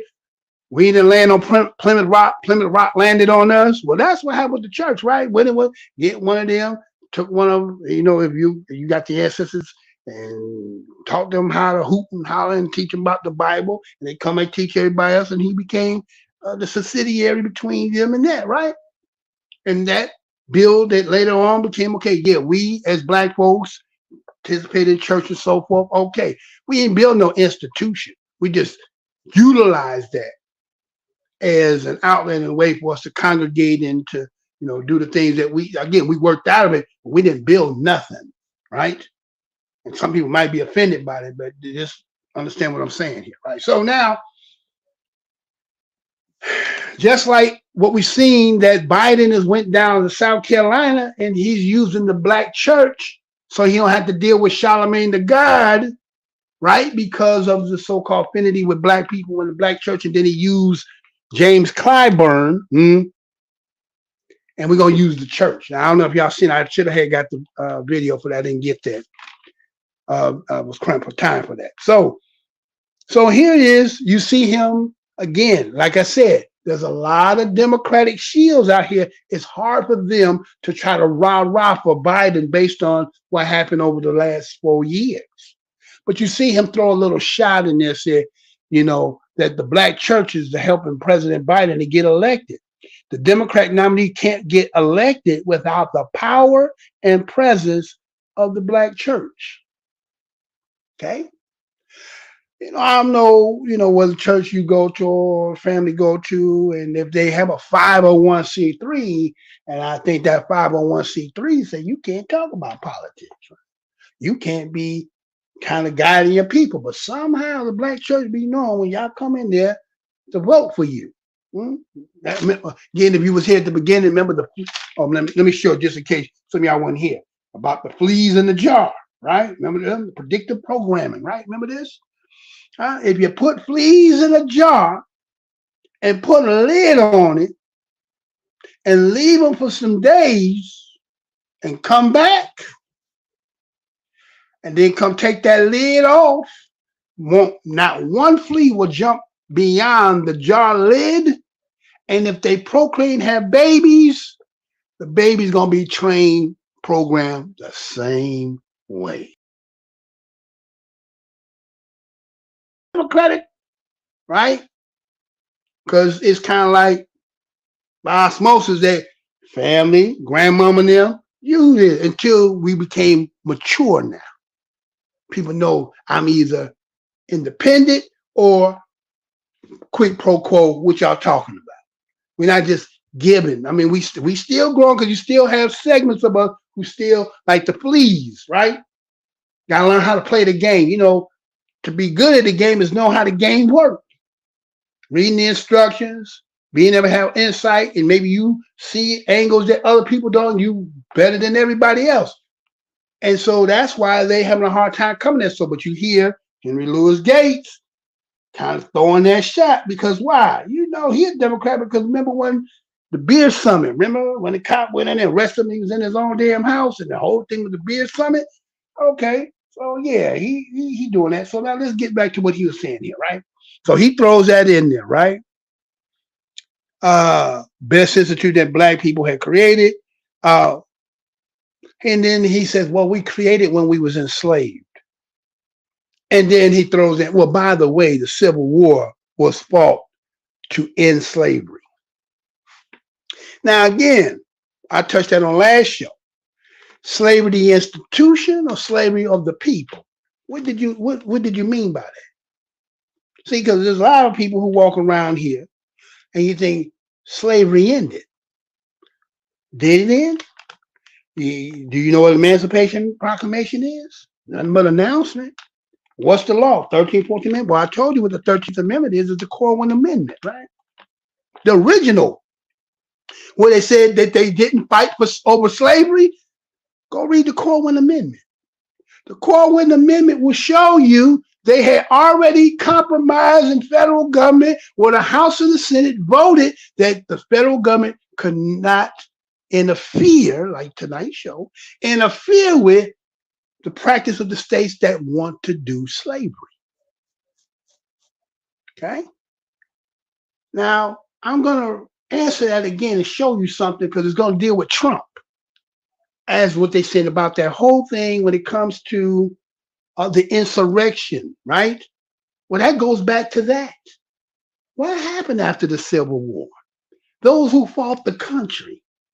What happened? Do you know? Do you know what happened? I know what happened. Stay tuned. You're going to know too. So let's touch on what he's saying here, right? Now, he goes on and he says that a discussion that him and Whoopi had about some things, and she brought it to the table. Why not all black folks didn't receive their 40 acres and a mule, right? Now pay attention how they talking. 40 acres in the mule, right? That is what she said, people telling her that she didn't get 40 acres in the mule. She believed she did. And we're going to talk to who? Professor Louis Gates. Why? Because he got the title, professor. He knows. So he's an expert. Don't listen to Mr. Blows Your Mind. He ain't got no title. But listen to this guy. Okay, let's listen, see what he says now. Now, he says 40 acres in a mule. But then why did he switch to the same Homestead Act? Are those two different things? Are the 40 acres in the mule and the Homestead Act two different things? They are. Matter of fact, the Homestead Act, well, put it this way, 40 acres in the mule was a special order 15, supposedly, right, when they go down, getting down in the Carolinas, down by those islands, and it was taught with the pastors, and the pastor said, well, you know, a man gonna need some land and gonna need a mule. So that's how that came about.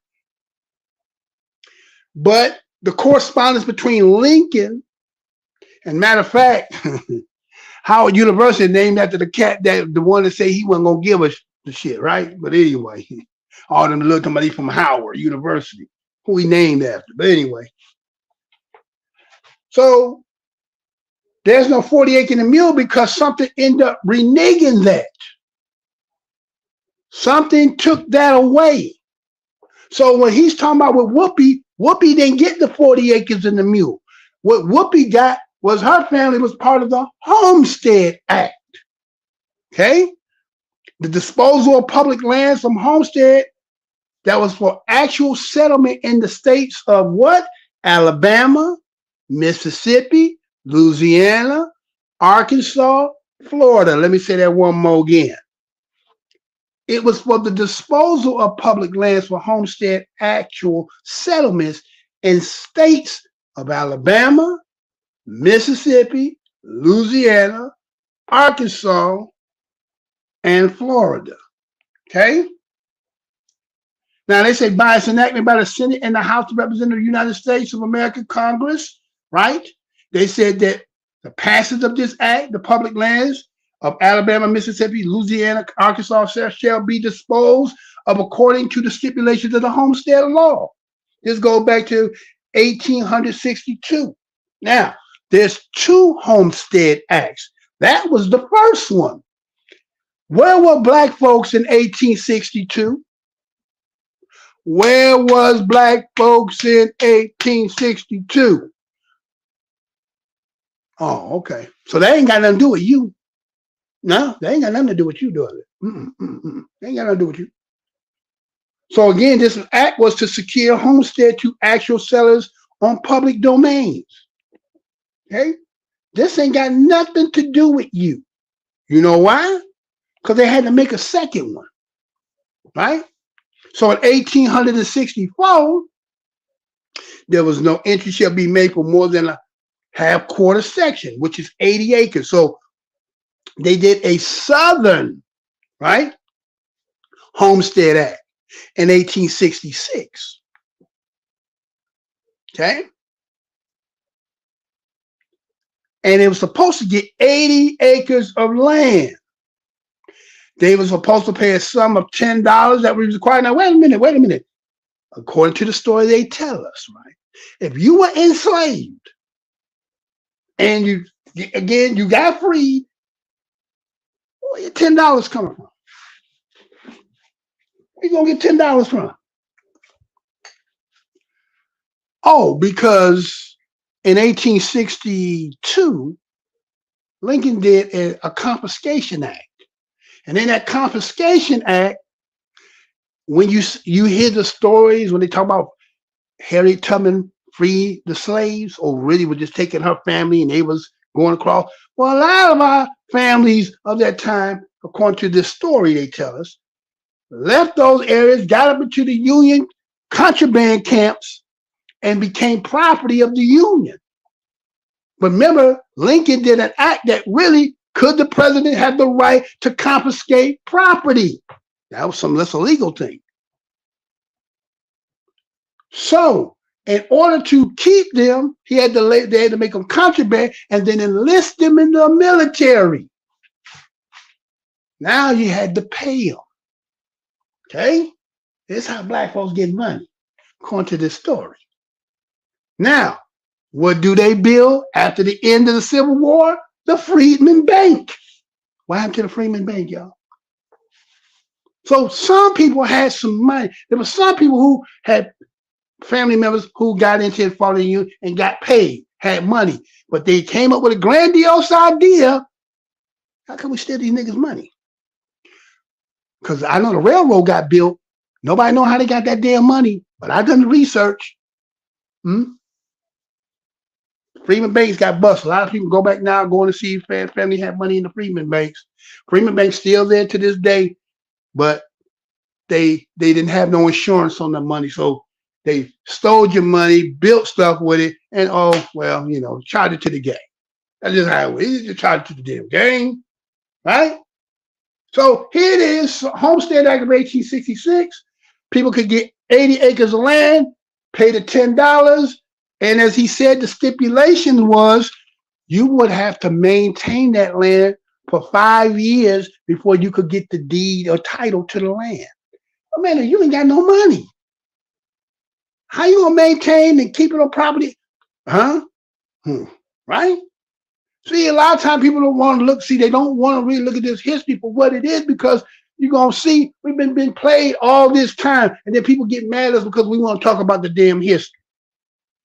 So a lot of our people, you again, like the flea in the jar, anytime somebody start talking about here, the only thing you got in your mind is the slavery part, and so you just, all that, you don't want to talk about none of that. You don't want to hear that. You sick. I heard something. Oh, I'm tired of the slave movie. I'm tired of, you don't even know nothing about it. How you tired of something you don't know nothing about? Because you psychologically sick because the loathsome you feel about being black, and because these people make us in our minds to be feeling the way that they do it. So you feel that way too. But you got a history. Our history is so goddamn rich. Everybody in here really be trying to bridge themselves on our shit. Cause you're like, okay, people come on from Puerto Rico, coming over here, come out day of hip hop. And I'm like, nigga, this is the Boston Garden. You see all them goddamn flags up there? You know how many genres of shit we done made? And you gonna come in and talk about something you help us to make? Nigga, you in the Boston Garden. You see all them goddamn flags? Jazz, blues, gospel, what? R&B. What you talking about? You can't help us to do what? You carried the crates. You took pictures. Stop it. Right? Stop it. No, we have a magnanimous history. And it's incumbent that we should know it. Don't let them make you feel bad about our history. And that history, that part of the history, that's their story. You gotta find out what your story is, right? So anyway,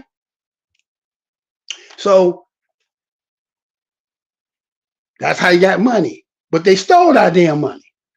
Our people so goddamn good and bad.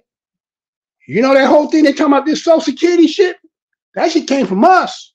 That was us for those who were older, they got old and can't really work. Our people was putting money together and sending people money. And they made that shit mail fraud to stop us from doing it. Ain't that something? Ain't that something? Huh?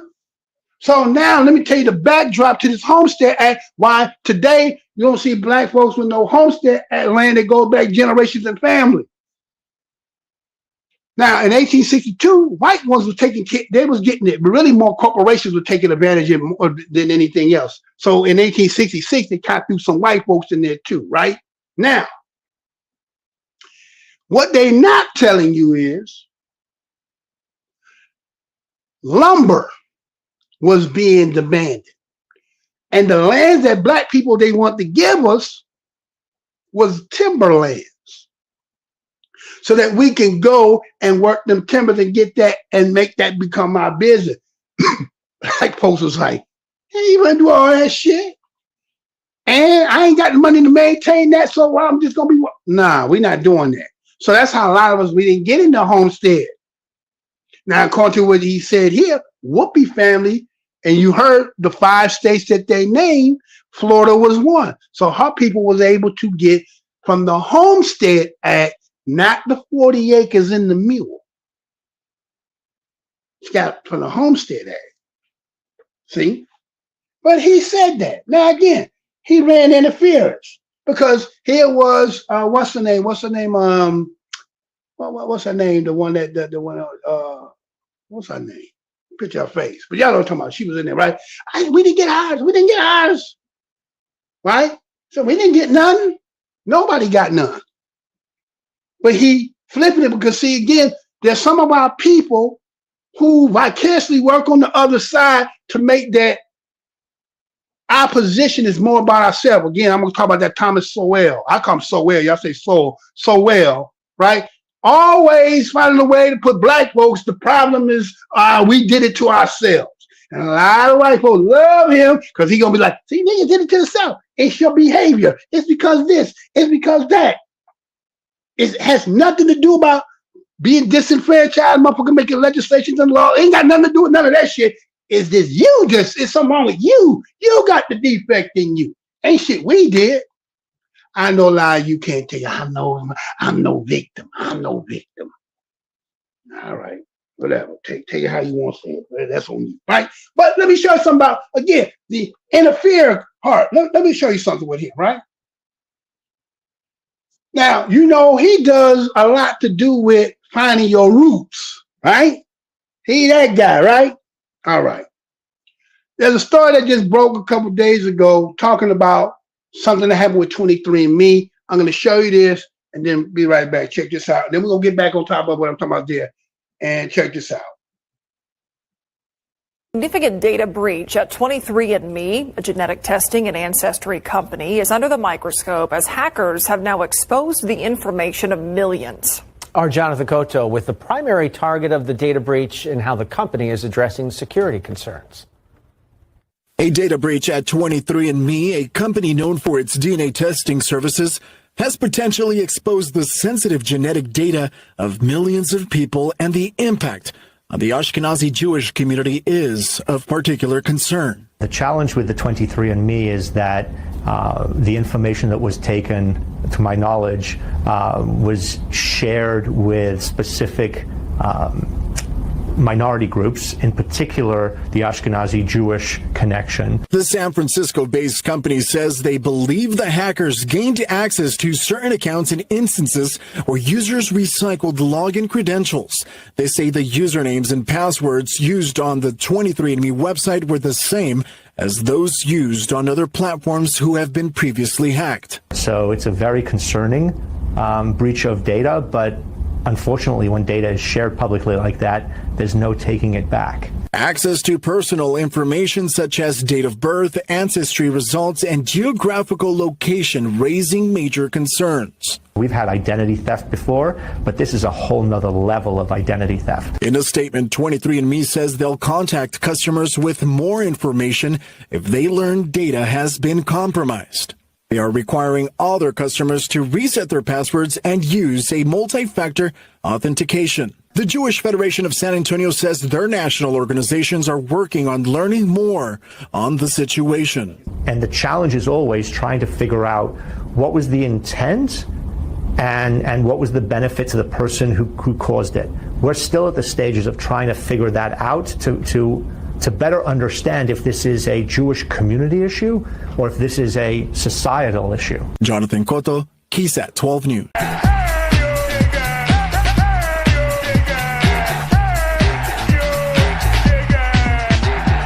Significant data breach at All right, so we back, right? So the 23andMe breach, right? Somebody hacked their servers and they were looking specifically at a particular group, as you heard them say in this story. They said the Ashkenazi Jews. Why would somebody hack that? As they were saying, you heard them say, we need to figure out why. Well, maybe because of what's been going over there in Israel, maybe somebody is saying, hey, you know, they don't believe, and they said they only take the blood test. You say they don't take the, you know, the one they say, they only the blood, right? And then they have a certain requirement as to who's really Jewish through mama more than anything else, right? All right. So imagine that. Somebody get your information, to get to read all your family history and so forth, got your genetic makeup, know all that, so forth. Okay, so the only person who would be benefited that is because they're trying to expose the way I would look at it. Somebody trying to get it so they can figure out whoever they're looking at or this group, is they really who they say they is? Because again, there's a lot of conversation about the whole origin of the establishment of Israel, who's the true, well, they say Jews, us say Israel's, right? So, and then there's Hebrew. Now, I'll tie this back to Louis Gate Jr. because he does that, but he's been doing that interfering with black folks, black Americans, Indigenous Americans, Tashanigi, Aborigines, right? Who say that, okay, they got the story saying coming on slave ships, and some of us don't believe in all that because they said, my people have been here going back and they can't find the African in them. But then they let him create shows and then do readings and telling everybody so everybody hears that from based on him. Just as he was on the show, as he twisted and interfered and lied and said about the 40 acres and a mule, when he really was talking about Homestead Act. Or does he do that when he does the finding your family and your roots? Is it really game? Well, I want you to hear him in his own words, okay? I want you to hear him. Hold on, let me see something here, right? I think we got that right. Okay, I want you to hear him in his own words, and I say he's talking to an audience about that. And matter of fact, I'm going to give you a story. So listen up, not long. Check this out. Listen to what he says. So, and by the way, you know, the Zulu thing, when Oprah was finally in the first series and we gave her a DNA test, basically the next day she went to South Africa to announce that she was opening what became the Oprah Winfrey Leadership Academy. She was in an auditorium like 75,000 people or something, and she announced that she just had the test and that she was Zulu. So it broke on CNN. I was sitting in my living room minding my own business and said, Oprah Winfrey's a Zulu. So I called Rick Kittles, and I said, Rick, did you tell Oprah she was a Zulu? He goes, no, man, she made that up herself.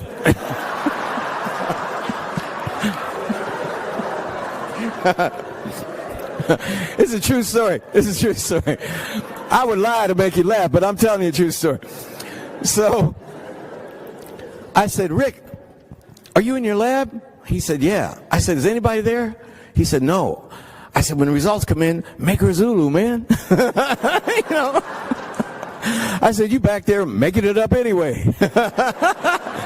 Nobody believe you could take some spit and figure out a tribe? What are you, crazy?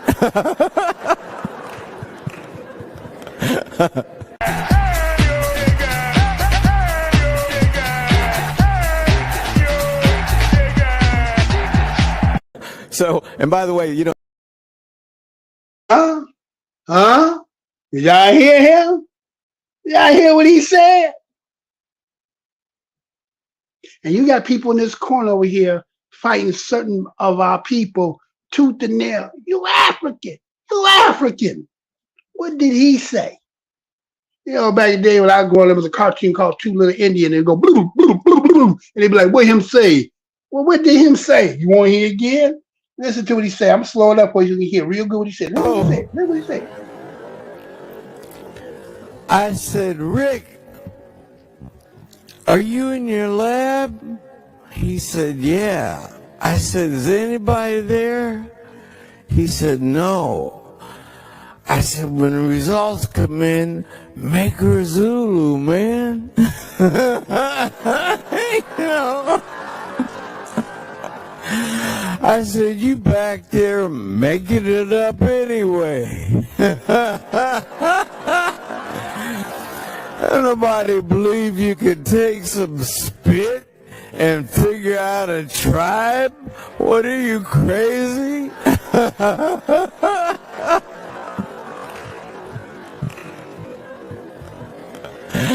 Oh. Y'all heard that? You heard that? You can't take no spit and trace it to a tribe. So that's why they give you a location. You're from West Coast Africa. We can't never tie you to no people. You got to ask yourself. Tell you stories that you tell yourself to believe. And it's a story. Last show, I showed you with Roots and the plagiarization of why would you make that movie knowing you made it up? He got sued for it. And then come back in 2016 and make another one? Are you really African? Huh? Matter of fact, do you know that they found a burial site in New York?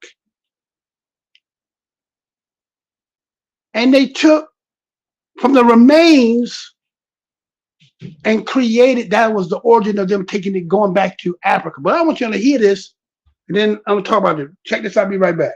We had archaeologists come in and to say for sure that they are remains of African descent in this site. Dr. Patricia Singletary says she first learned that there are human remains of enslaved and free Africans buried under a city bus depot back in 2009 while researching her doctoral dissertation. When Robert Moses came in and started his building initiative, tenements in Harlem were destroyed.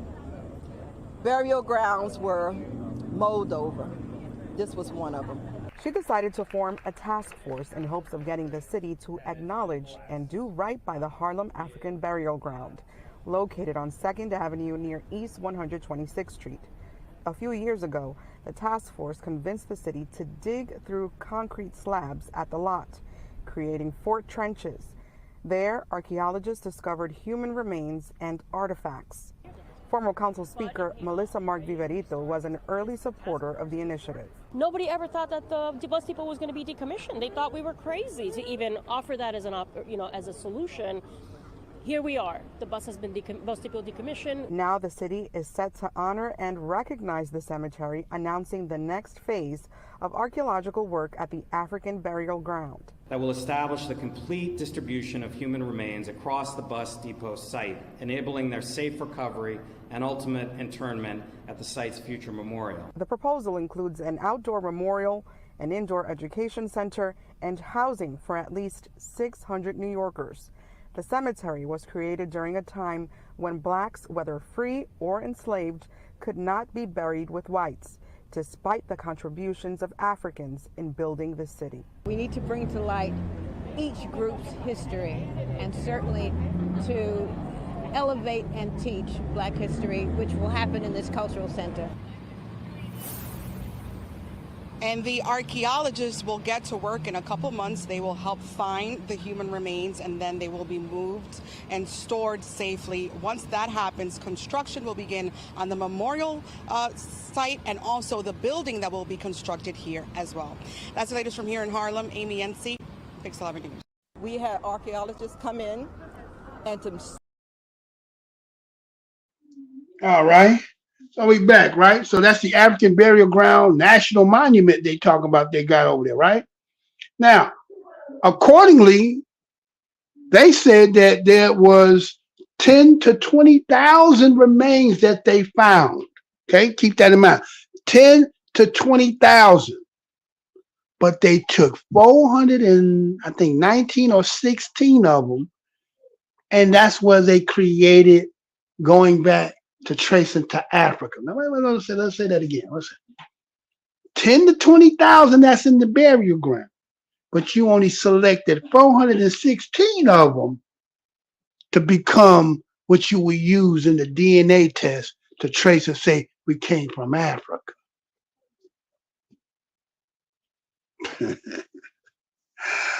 Huh? Okay, yo. Okay. Keep telling yourself something you want to believe. I think that was Will Smith where you telling that movie we had with his son, and he was in there. Said, I keep telling myself a story, and they said the day I told myself the truth, that my story changed. I think that's what everybody is understanding in this land. That's what the whole bombarding when we woke up. When they came with the 1619, 400 years, we started talking about ancestors, talking about reparations. They knew, and then now you hear the conversation talking about indigenous. This is your land. We always been here. Uh-oh. Kind of like Charlemagne got Herbert Rams running Scramble. Okay. Some people are here to be turned off. Some of you left up out of here. Others, it is what it is, right? So we have to say, is that possible? Right? So they took the 419, and so when they do the 419 that they found, they use that to trace and say back to Africa. But what you still would have, if you say 416, let's say it's 10,000, you still would have 9,584. If it's 20,000, you still have what? 19,000, same number, 584, right? So what about those? Where are they at? We ain't gonna talk about that. We just want the ones that's this here to, to validate the story we tell it. Were there some from Africa that came here? Yes. Were there some already here? Nobody won't say yes to that. And they think because you say that make you anti-African. Just because a landmass continent got all the natural resources, which everybody want to connect themselves to, don't make that the origin of all beings. And it's like just a given.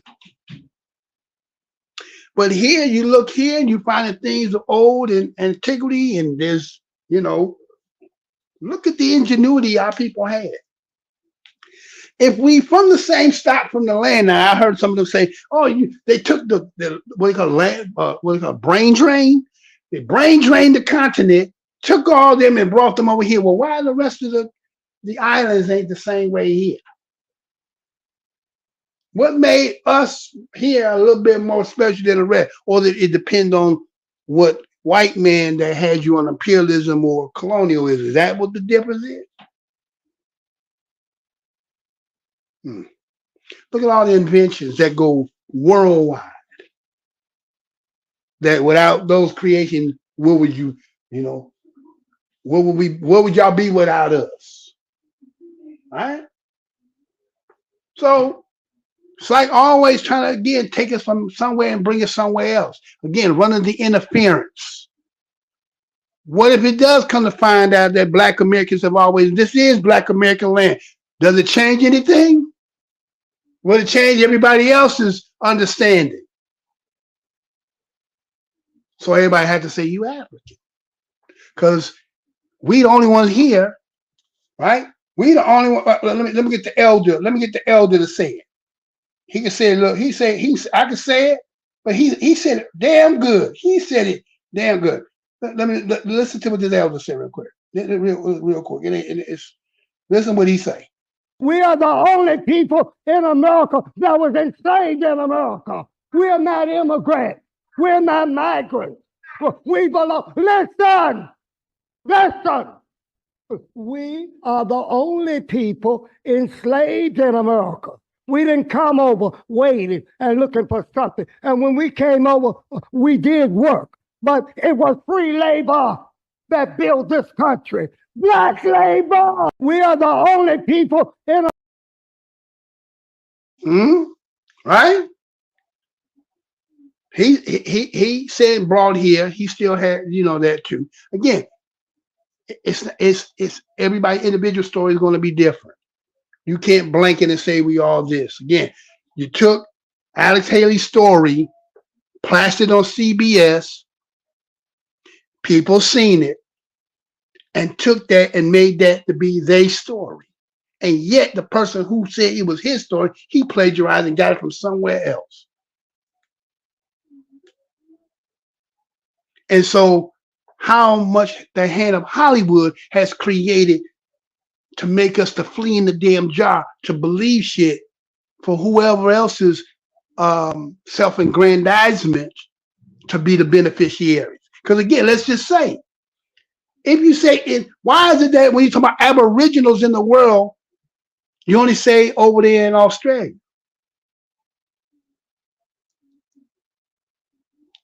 Where's the indigenous that was here? Again, we done went through the liquid blanket. We know that's a farce. It's a lie. You could not kill them all off. You know how many damn blankets you would have to give everybody? You know how many people here took the shot? And how many people who didn't take the shot? So the ones who didn't take the shot would be like the ones that didn't get the blanket. The one that took the shot was the one that took the blanket. So we still here.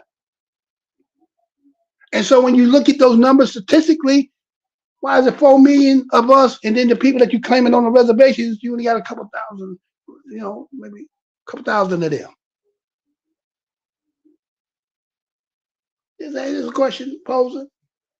Then now you go in there looking at the slave narratives and the routes and stuff, the numbers, Remember one time you told 100 million. I'm like, God damn, wait a minute. You can take 100 million niggas off a goddamn continent and nobody, no fight, no war? Or they sold you 100 million? Wait a minute. Remember the commercial used to come on Geico? He said Christopher Columbus with speedboats. That's the only way you could. Let me say that one more again. Geico commercial, Christopher Columbus with speedboats. The only way you could have pulled that off. So you have people like him get paid to do the narrative. And yet he, with his own words, say, you can't take spit. What do you think you're crazy? Wait. Say it again. Let me say it one more again. Say that one more again for me. Say it for me. I said, Rick, are you in your lab? He said, yeah. I said, is anybody there? He said, no. I said, when the results come in, make her Zulu, man.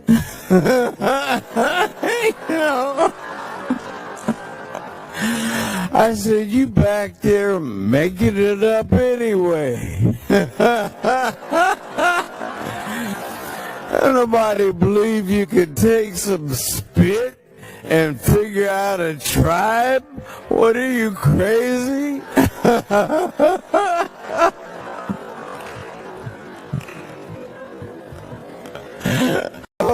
Probate court officials have made the remarkable discovery of hundreds of historic documents predating the end of slavery. Now the court's chief judge is hoping to get them restored and into the right hands. Fox 5's Joy Dukes joins us live in studio with more on this exclusive story. Joy.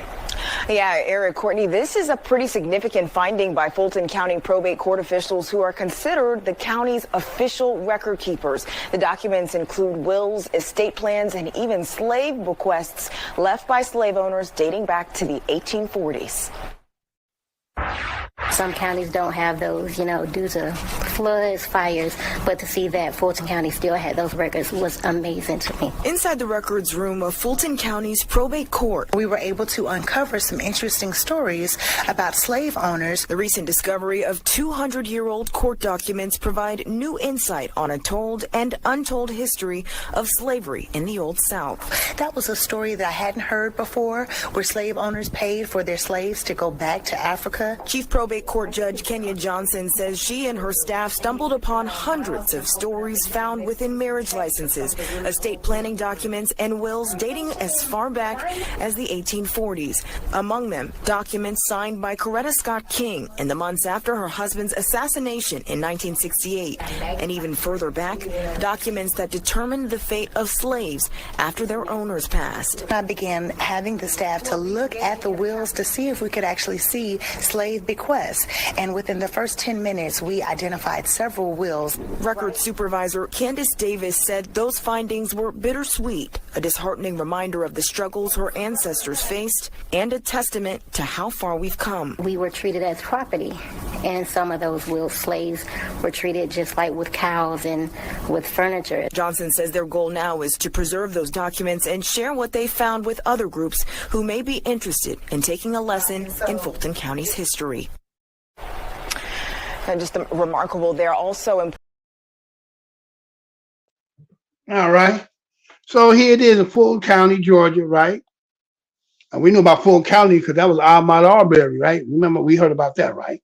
So they said they discovered some 200-year-old documents, and they're talking about giving insight to slavery. Now, again, when the word slavery come up, everybody equate to what?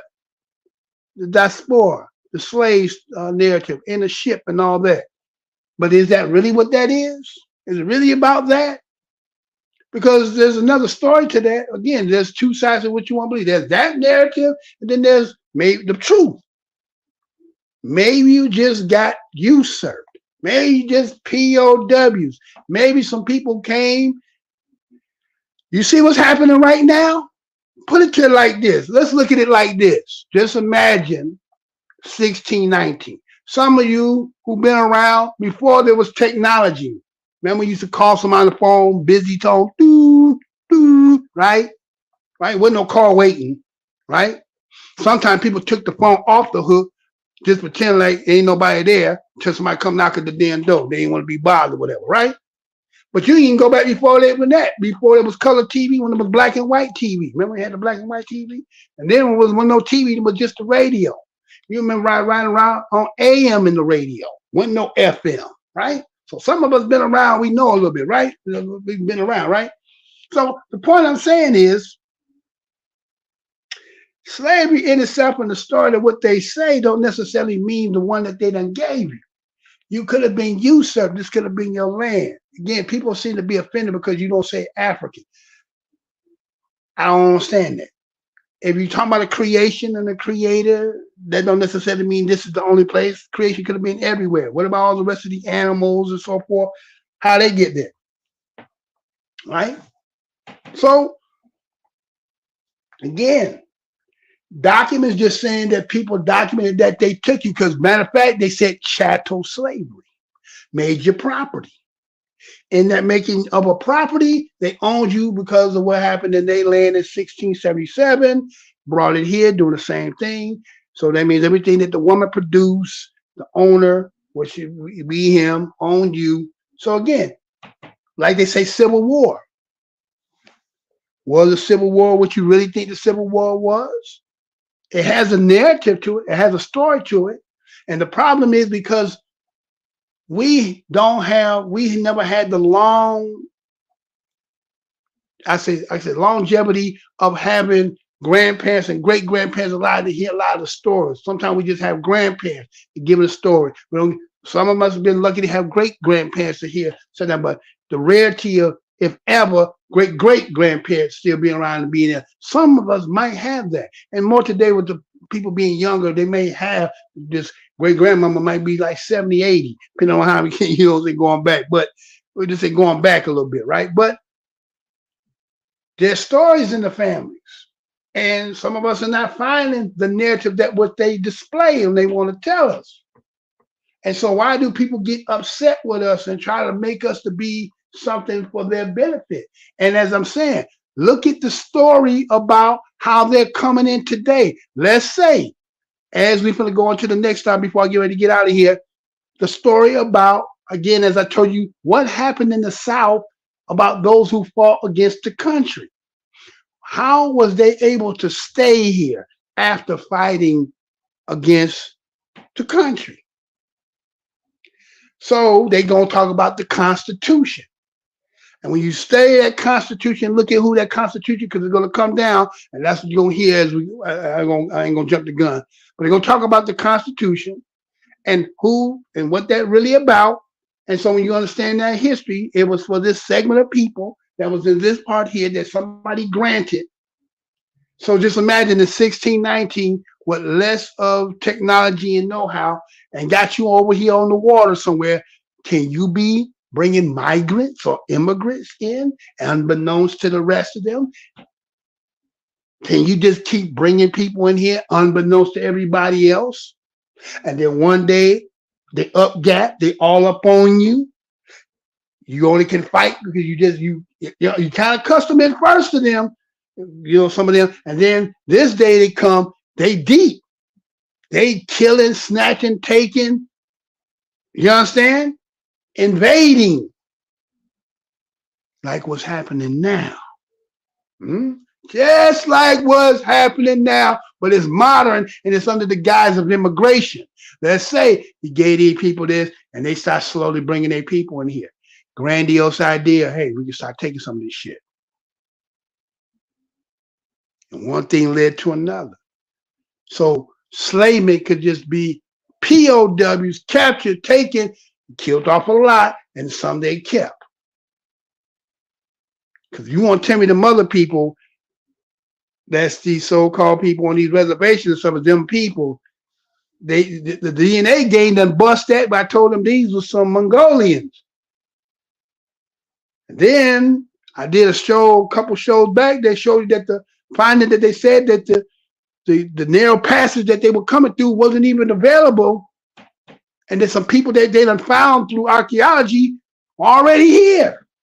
Before that, who was they? Scott Beeson said he called Black Americans Aboriginals and they threw his ass out of legislation. Why the hell did you ever say that? And then they try to flip the game by saying he apologized because he said Aboriginals to you. Why? What was so negative about that? Or was it some truth? It's kind of like those who know, remember with what was his name? Billy Kyle. Remember Billy Kyle? That was on the balcony with Martin Luther King. And when he retold the story, what did he say? He said, as I moved away so they can get a clear shot. Let me say that one more again. Billy Kyle said he was up on the balcony when they were going to shoot King. He said, I moved over so they could get a clear shot. Now, sometimes truth fall out. Truth fell out. So I'm just saying, maybe the whole story somebody done told you may not be that, but everybody got to keep saying that, keep trying to tell you that. Because does it change the game if it comes to find out Black Americans are the indigenous Black people or the indigenous Americans to this land, man? Does it change anything? That's the question, Paul. Would it change anything? Would you now feel you're infringing Oh, you just like, oh, well, I don't give a shit. That ain't our problem. Is that what you're saying? It ain't our problem. But what you gonna do about it? Right? So here's some documents they sitting here talking about. Go back to 1840. So a lot of times they tell you they can't go back no further because they try to tell you what? Burn down, water, destroy, right? Or maybe there wasn't nothing happening at that time. You know, the 1619 is predicated on 10 odd Negroes, but that wasn't slavery. That was a boat on its way to Mexico that got intercepted, the White Line, and brought into Virginia. It wasn't the slave trade, but everybody make that the slave trade. Virginia goes defunct in 1624 and don't come back to 1650. And at that time, you still talk about what's his name, Robert something, and he owned land, owned slaves. You don't say you say the first time in history, are you talking about a slave? Is when they go to court saying that he tried to get out of his indentured service, and the court gave him that and let the two white men go back to more time on the indentured service. They said that's the first time in the history. But I thought you said you had slavery in 1619. You ain't got to watch these people, man. You got to watch the lies. That's why they don't want to talk about history. You know what I'm saying? They don't want to talk about it. So these documentations are showing that when these people hold you, they was transferring you like, I got an old 1957 Chevy in the back. I want to give this to my sister. I'm going to give this one. That's what they're doing to peoples. But again, you have to make the people to be not people. And some people say, and we're going to end the show with Thomas Sowell, I'm going to say, nah, that shit got nothing to do with none of the reason why black folks, and he even made some bullshit ass analogy talking about a black soldier with a white woman have a baby, which is going to be mixed, live in Germany, but because it's not in America under gangster rap culture, how the fuck that going to be if you're in World War I with Germany and talking about hip hop? You reaching, nigga. Nigga, you reaching. Can't talk about no goddamn hip hop. Ain't no 1950, ain't no 1940 hip hop gangsterism at the time, but you try to make that equate and say that black culture. No. It's about, the fleas in the jar. If you put the fleas in the damn jar, it's going to produce the same mentality until they start waking up. And that's what done happened. They done woke up. They going outside the jar. And people are not liking it. So we got to do something to put this shit back, the jar back on. Anyway, don't pay no attention to me. So let's look at this thing here. We're going to move on. Now, again, they're talking about disqualification clause in the 14th Amendment, right? Check this out. I'll be right back. Posted by Judge Michael Luttig, a former federal judge of the U.S. Court of Appeals for the Fourth Circuit. He joins me now. And Judge Luttig, so much has happened since then. I thank you again for your service to the country, but it's evolved, right? Back then you were talking about what the Constitution allowed the vice president to do as it related to the transition of power. Now you have recently, since I think August 19th, taken up the cause of Section 3 of the 14th Amendment of the United States Constitution about whether or not Donald Trump is eligible to run for the presidency of the United States. And in the couple of weeks since you and I have still last talked, so much has happened. You may have just heard my conversation with the Colorado Secretary of State. The Supreme Court is on February 8th going to take up this matter. I'd love your thoughts on that. Thank you, Ali. This issue was always destined for the Supreme Court of the United States, and obviously the court itself understands the momentous importance of the Colorado case for the country. This will be one of the most consequential Supreme Court decisions for both American democracy and for American politics since the founding of the nation. Ali, the genius of the Constitution is that it belongs to the people of the United States. It belongs to the American people. The Constitution is the great charter of our self-governance. And it majestically begins, "We, the people of the United States, in order to form a more perfect union, do ordain and establish this Constitution." This is one of the rarest moments in constitutional history where literally millions upon millions of Americans are interested in and riveted on the meaning of their Constitution. Every American can read the single sentence of the disqualification clause of the 14th Amendment and understand that the former president violated the Constitution when he attempted to remain in power after his 4-year term had lapsed, preventing the peaceful transfer of power to his successor for the first time in American history. Very often, Allie, the meaning of the Constitution is as plain to the people, if not more so, than it is to the Supreme Court of the United States. This is one of those times. The framers of the 14th Amendment envisioned precisely this moment when they wrote the disqualification clause of the 14th Amendment. The moment when, despite losing a presidential election, a president of the United States would attempt to remain in the presidency beyond his 4-year term and prevent the peaceful transfer of power to his successor, who had been elected by the American people. It is this violation of the Constitution that constitutes an insurrection or rebellion against the Constitution of the United States within the plain meaning of the 14th Amendment. The disqualification clause is perhaps the most democratic provision in the Constitution, Allie. By the same token, it's the disqualification clause of the Constitution that tells us that an insurrection or rebellion against the Constitution is perhaps the most anti-democratic conduct possible in our democracy. Justice Robert Jackson said once that the Constitution is not a suicide pact. It is the disqualification clause in the 14th Amendment that proves this axiom true. You know, you and I talked.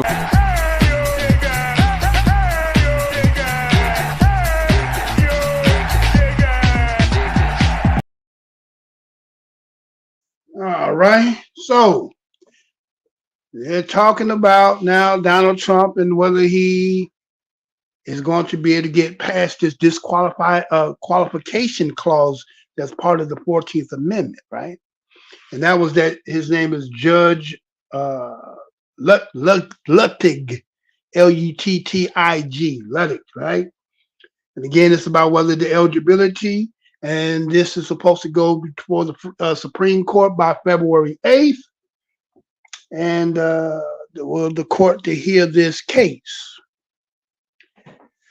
So a lot of people are going to be looking at this because the fact that can Donald Trump get by this to get back and get a chance to go at Biden again in this election?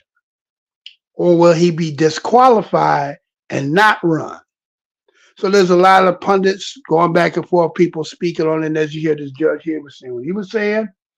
And he believes the consequential case in this, this is going to be a consequential case, one of the biggest consequential case in American history, predicated on the fact that how they're going to be able to determine about we the people of the United States, and the fact of how this disqualification clause will be interpreted. Now, he said the disqualification clause, based on the fact that it was about the peaceful transfer of power, but remember they kept talking about insurrection and rebellion.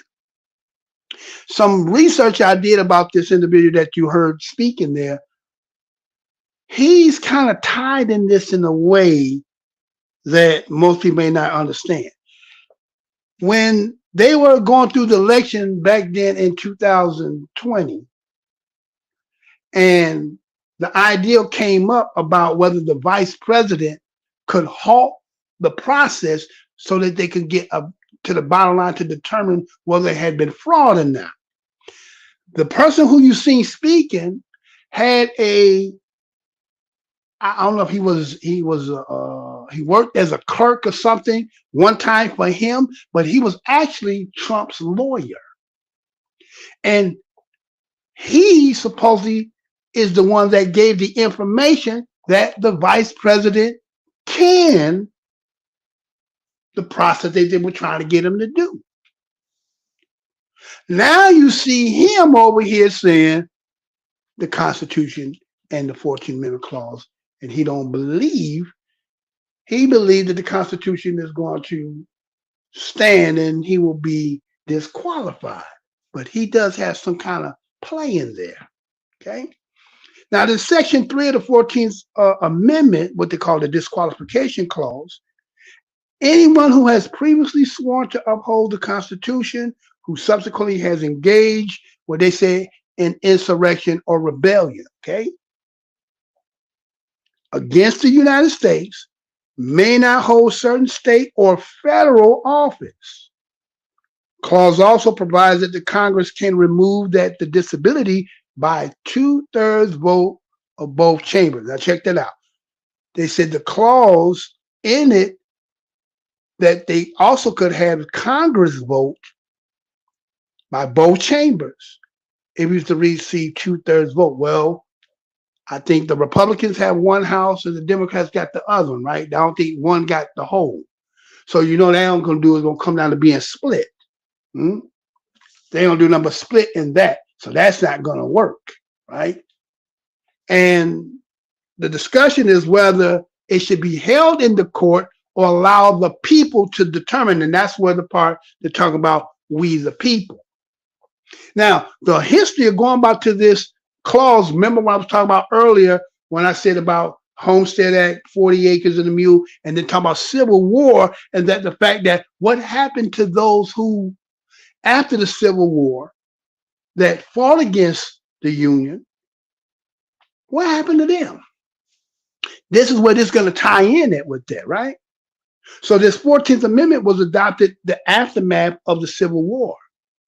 In 1868, what they call during the Reconstruction era, they came up with the disqualification clause, and it was only in full effect for a brief period. Now, again, it only had a short lifespan because that was a once in a lifetime, the Civil War, when that took place, right? Now, this goes to show you that old laws on the book never go away.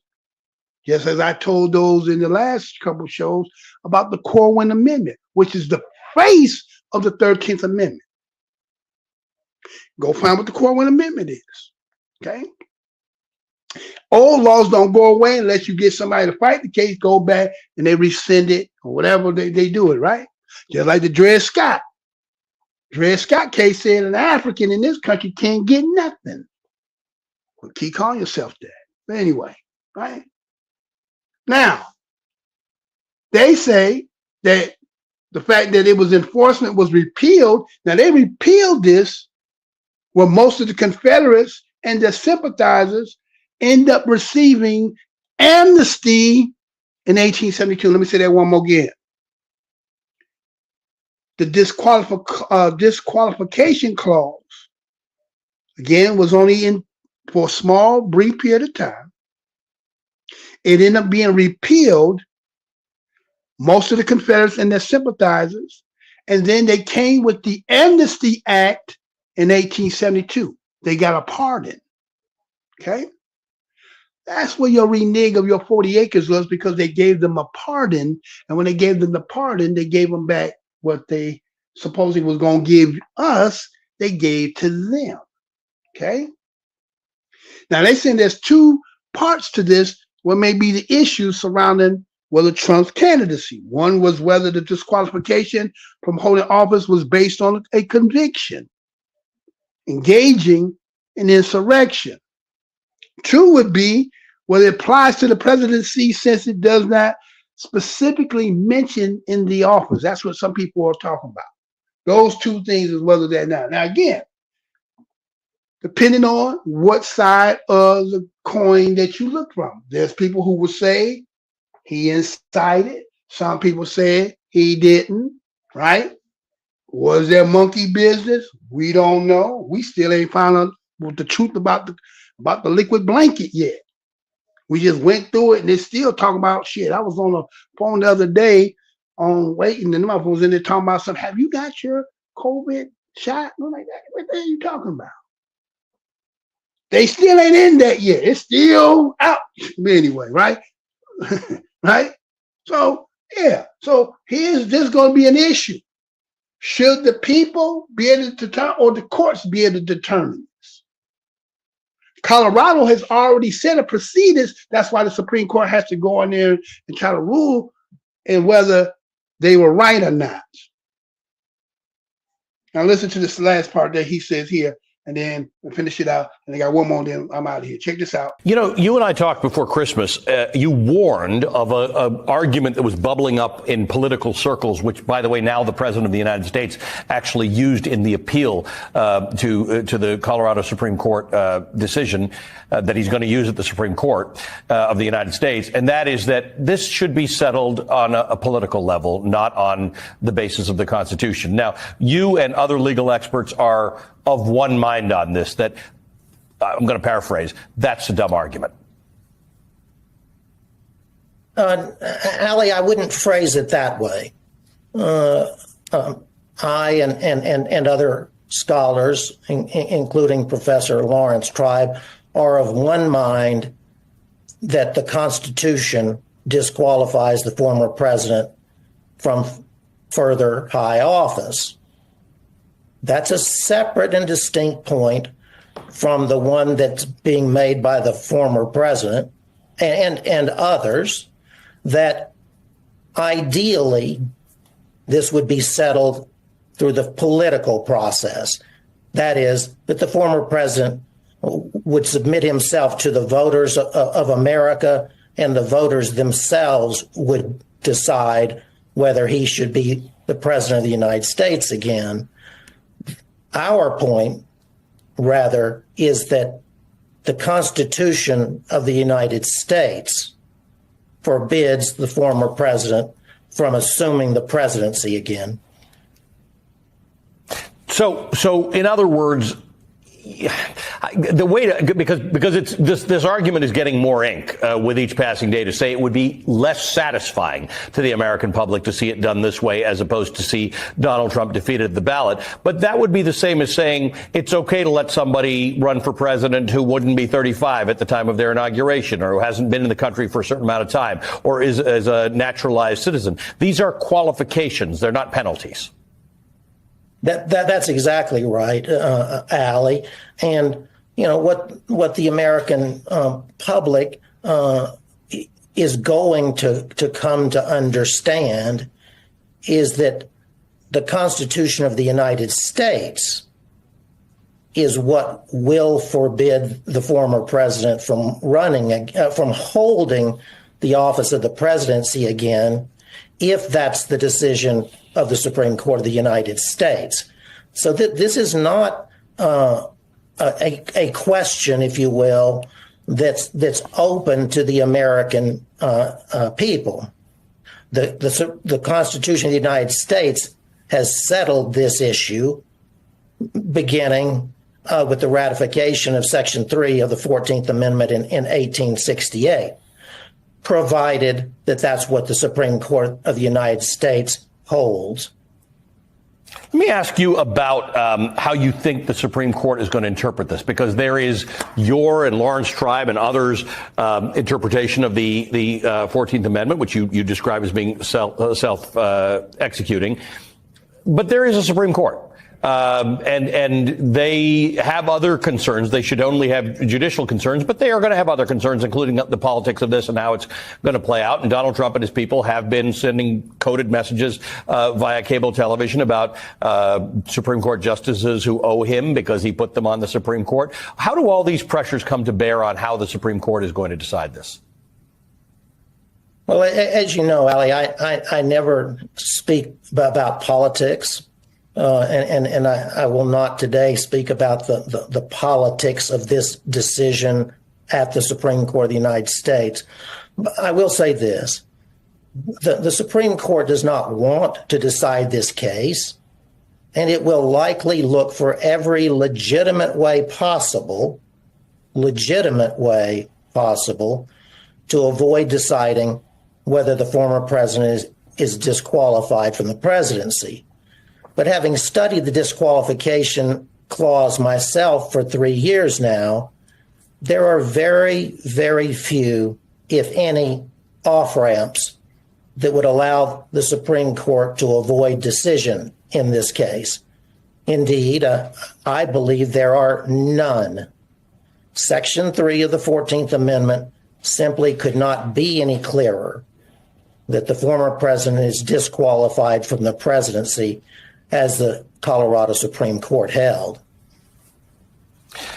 Judge Luttig, as you know, we have great respect for you here on the show, and our viewers are grateful to you for your actions before January 6th and your continued articulation of what the law and the Constitution say. So we thank you again, sir. Thank you for being with us. Thank you, Ali. Judge J. Michael Luttig is a former federal judge of the United States Court of Appeals for the Fourth Circuit.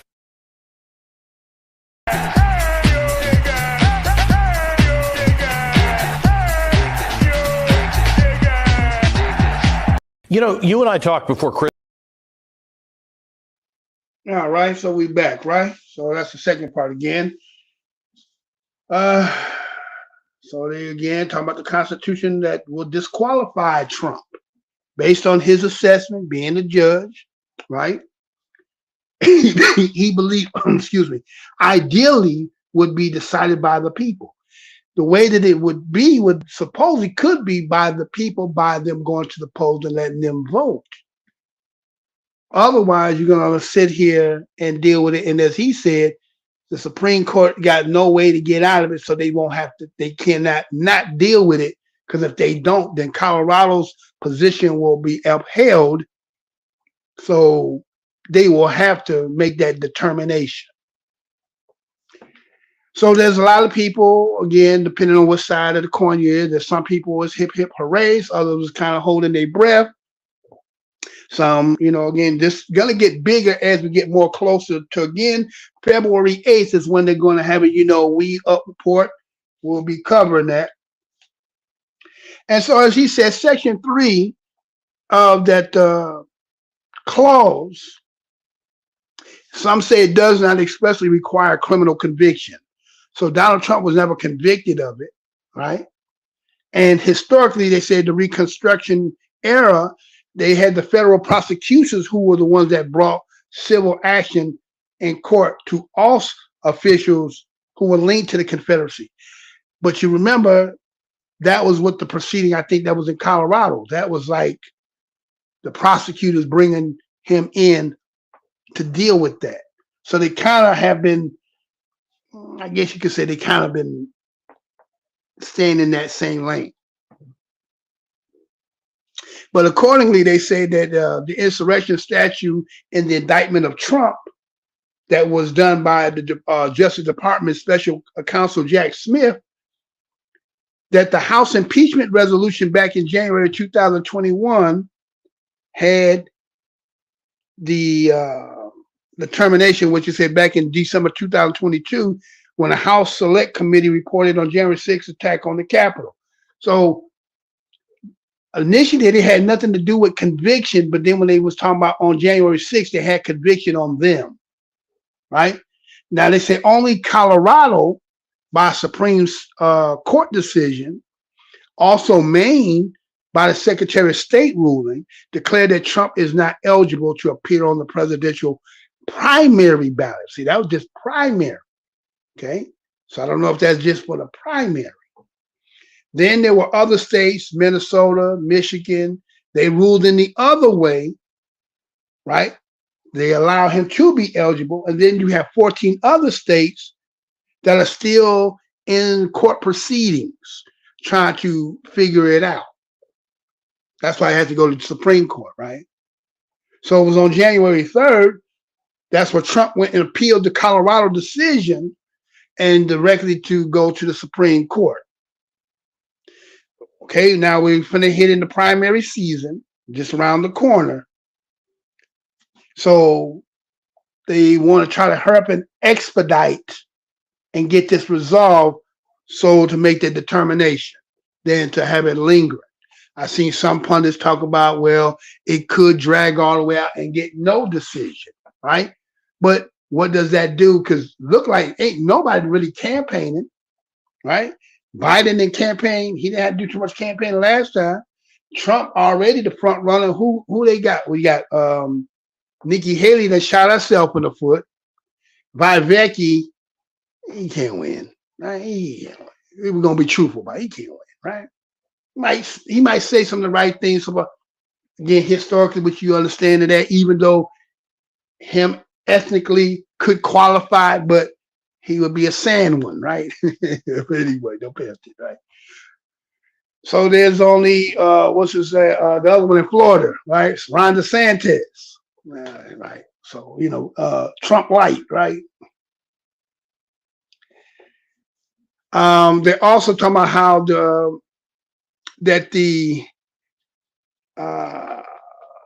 they conclude that the presidency is covered since the president is in office. What they're saying is that when they said that other office, federal and state, they said the language doesn't really specify president, but when they say federal, is including that, even though they don't specify.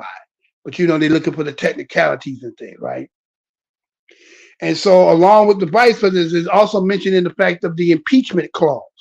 The framers of the Section 3 would be astounded, they say today, if they was to think that Jefferson Davis would be now trying to find a loophole to go back and use this clause based on that they had. Now the difference here is that was a civil war, right? Jefferson Davis and the Confederacy, they fought with a civil war according to that history they tell us, right? You fought war, that's different.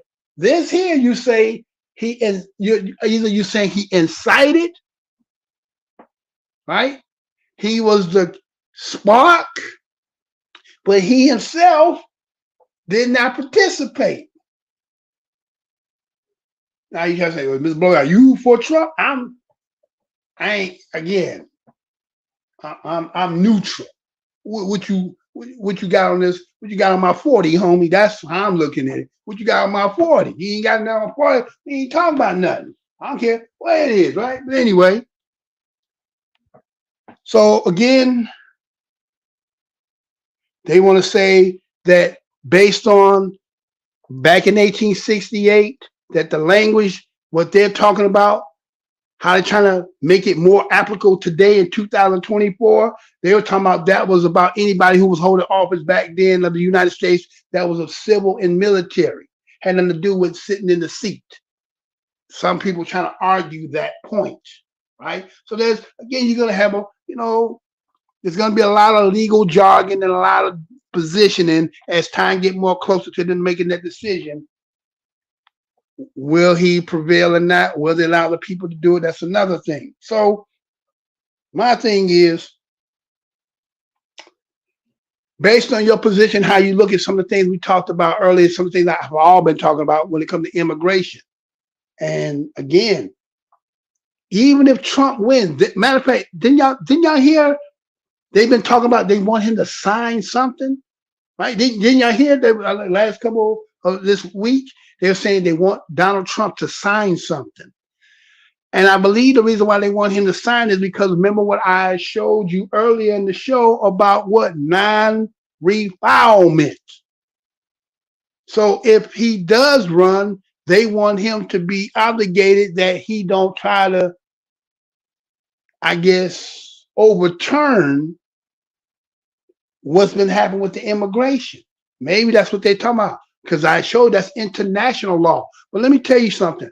Do you know when Donald Trump won presidency, the United States came out, remember Nikki Haley and them removed themselves out of the UN, right? They took themselves out of the UN. When Biden came in, they got back in the UN. So you see the problem here? Then the international law, how you gonna go in there and change it? Based on, again, I showed you with the non-refoulement. How you gonna overturn that? So, you see what I'm saying? So remember, I showed you that that's gonna probably come up. Because it's funny how I got that information. It's very funny. It's funny. I don't even know how that came to me, but it did. But, you know, I presented over here to show people. Right? So, okay. All right. So, yeah, let's look. Ain't that something? All right. Take one more break and we're going to do it now on this here. But, you know, this is where you got to look at it. Under the condition, right? You got to look at it like this.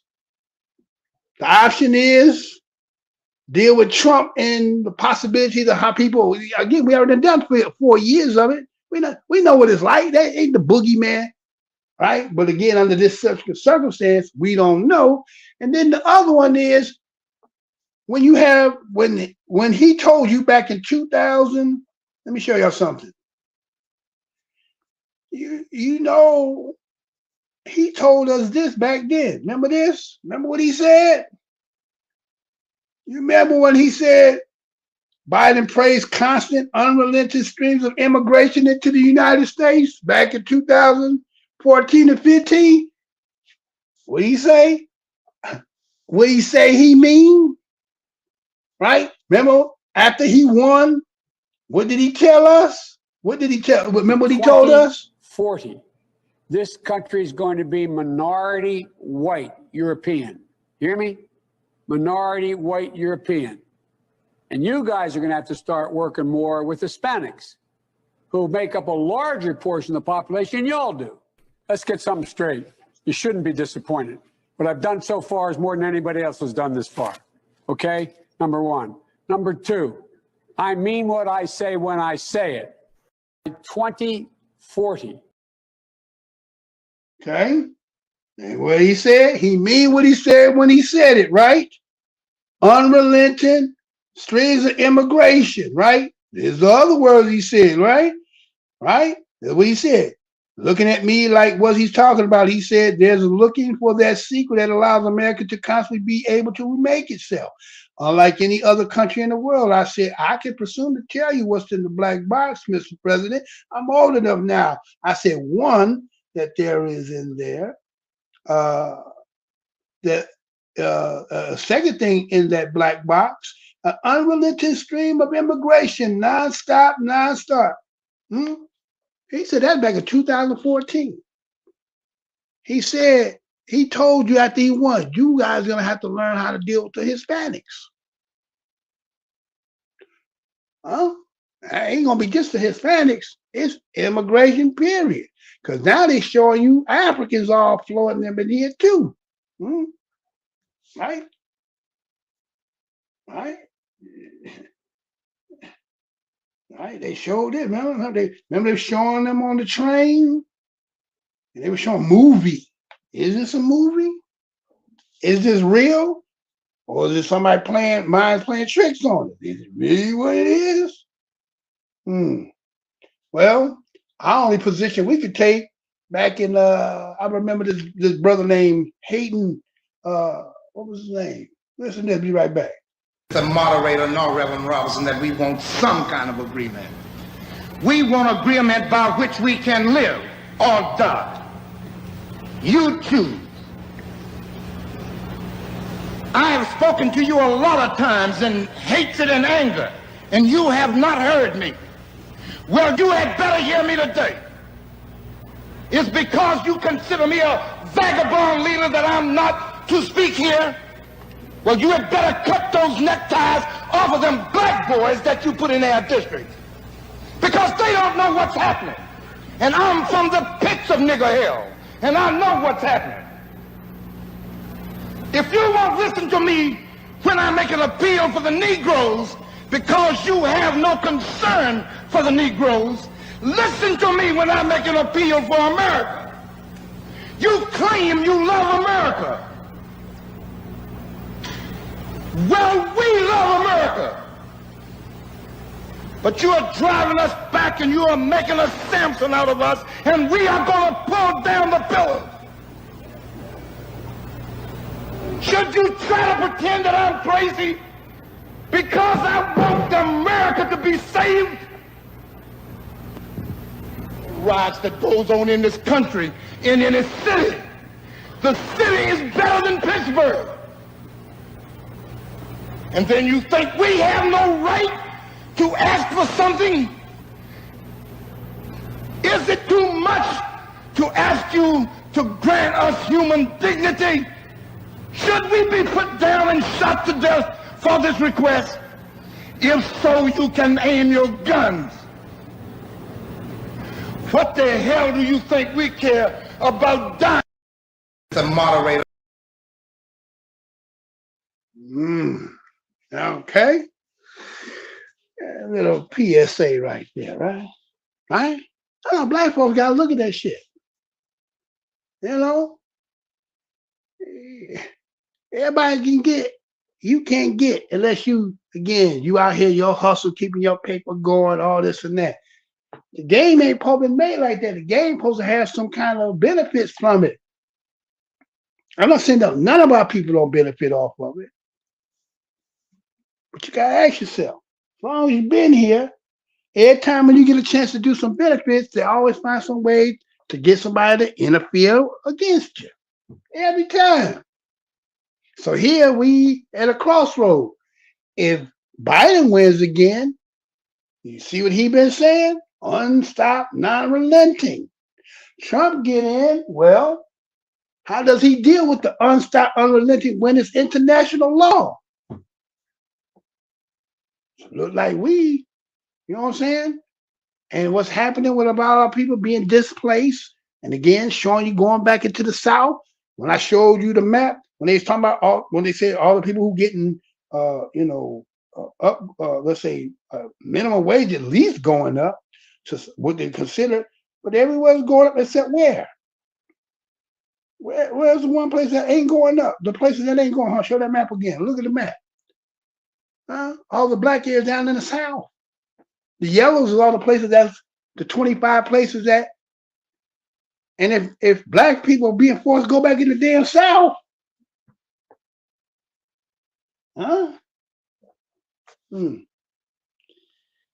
You know, like you say, we love America too. This our home. This our country. But like you said, you put in the position where it's like he can't live. Not the way you trying to make it. You got everything for everybody else, but this one here, loyal, done did his work, and he ain't got enough for you. And that's why I keep saying, go back and look at your story. Maybe that ain't our story. Because if that be the case, the entire nation is immigrants. But for some odd reason, you ain't an immigrant. We ain't an immigrant. So what does that lead that to? Gonna be one other thing, but nobody want to tell the truth about it. All right. So I was gonna do Thomas Sowell. I'm already 3 hours. I don't want to go no more than that. I like to appreciate all y'all that stopped by again. This is the most hated show on the black corner of the internet. If you'd like to do any contribution, need a little help there, you can always do that. We always need a little something to get through the week. Because again, I've been doing this for 12 years.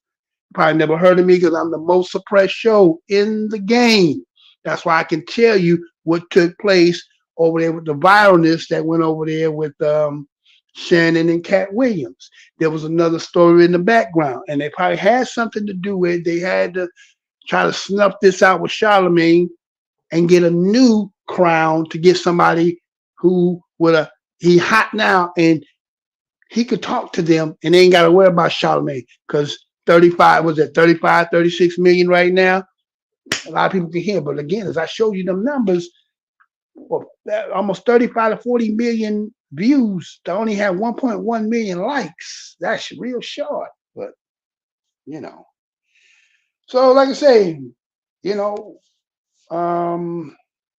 appreciate all y'all. Whether you know, go ahead and hit that like, share, comment. I appreciate all that. And as I get out of here, we're gonna leave out on again. We ain't anti-American. We just want their piece and their share, right? And some people don't like the fact that we advocate on that, or feel like they feel guilty because we talk about it. That's not the issue here, right? So we're gonna leave out on this, right? Like they talk about the Civil War and those things. Remember this? Prior to Abraham Lincoln, the government in this country said it was legal to hold Africans in slavery in perpetuity. Perpetuity is one of the University of Chicago words. That means forever. From now on. When Lincoln got in office, the government changed. Prior to the passing of the 13th, 14th, and 15th Amendments to the Constitution, the government defined Africans as slaves, as property, people with no rights to be respected by any whites anywhere. The Supreme Court of the government, same court, granddaddy court of the one that stole the 2000 election, Supreme Court said in its Dred Scott decision in the 1850s, no African anywhere in this country has any rights that any white person has to respect at any place, anytime. That was the government's official position, backed up by the Supreme Court, that's the judiciary, backed up by the executive branch, that's the president, backed up by the legislative branch, and enforced by the military of the government. But I stopped by to tell you tonight that governments changed. Prior to Harry Truman's government, the military in this country was segregated. But governments changed prior to the civil rights and equal accommodations laws of the government in this country. There was back segregation by the country, legal discrimination by the government, prohibited blacks from voting by the government. You had to eat in separate places by the government. You had to sit in different places from white folk because the government said so. And you had to be buried in a separate cemetery. It was apartheid American style from the cradle to the grave, all because the government backed it up. But guess what? Governments changed. Under Bill Clinton, we got a messed up welfare to work bill, but under Clinton, blacks had an intelligent friend in the Oval Office. Oh, but governments changed.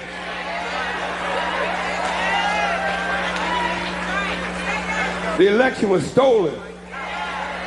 We went from an intelligent friend to a dumb Dixiecrat, a rich Republican who has never held a job in his life, is against affirmative action, against education, I guess he is, against health care, against benefits for his own military, and gives tax breaks to the wealthiest contributors to his campaign. Governments change, sometimes for the good and sometimes for the bad. But I'm fitting to help you again. Turn back and say, he's fitting to help us again.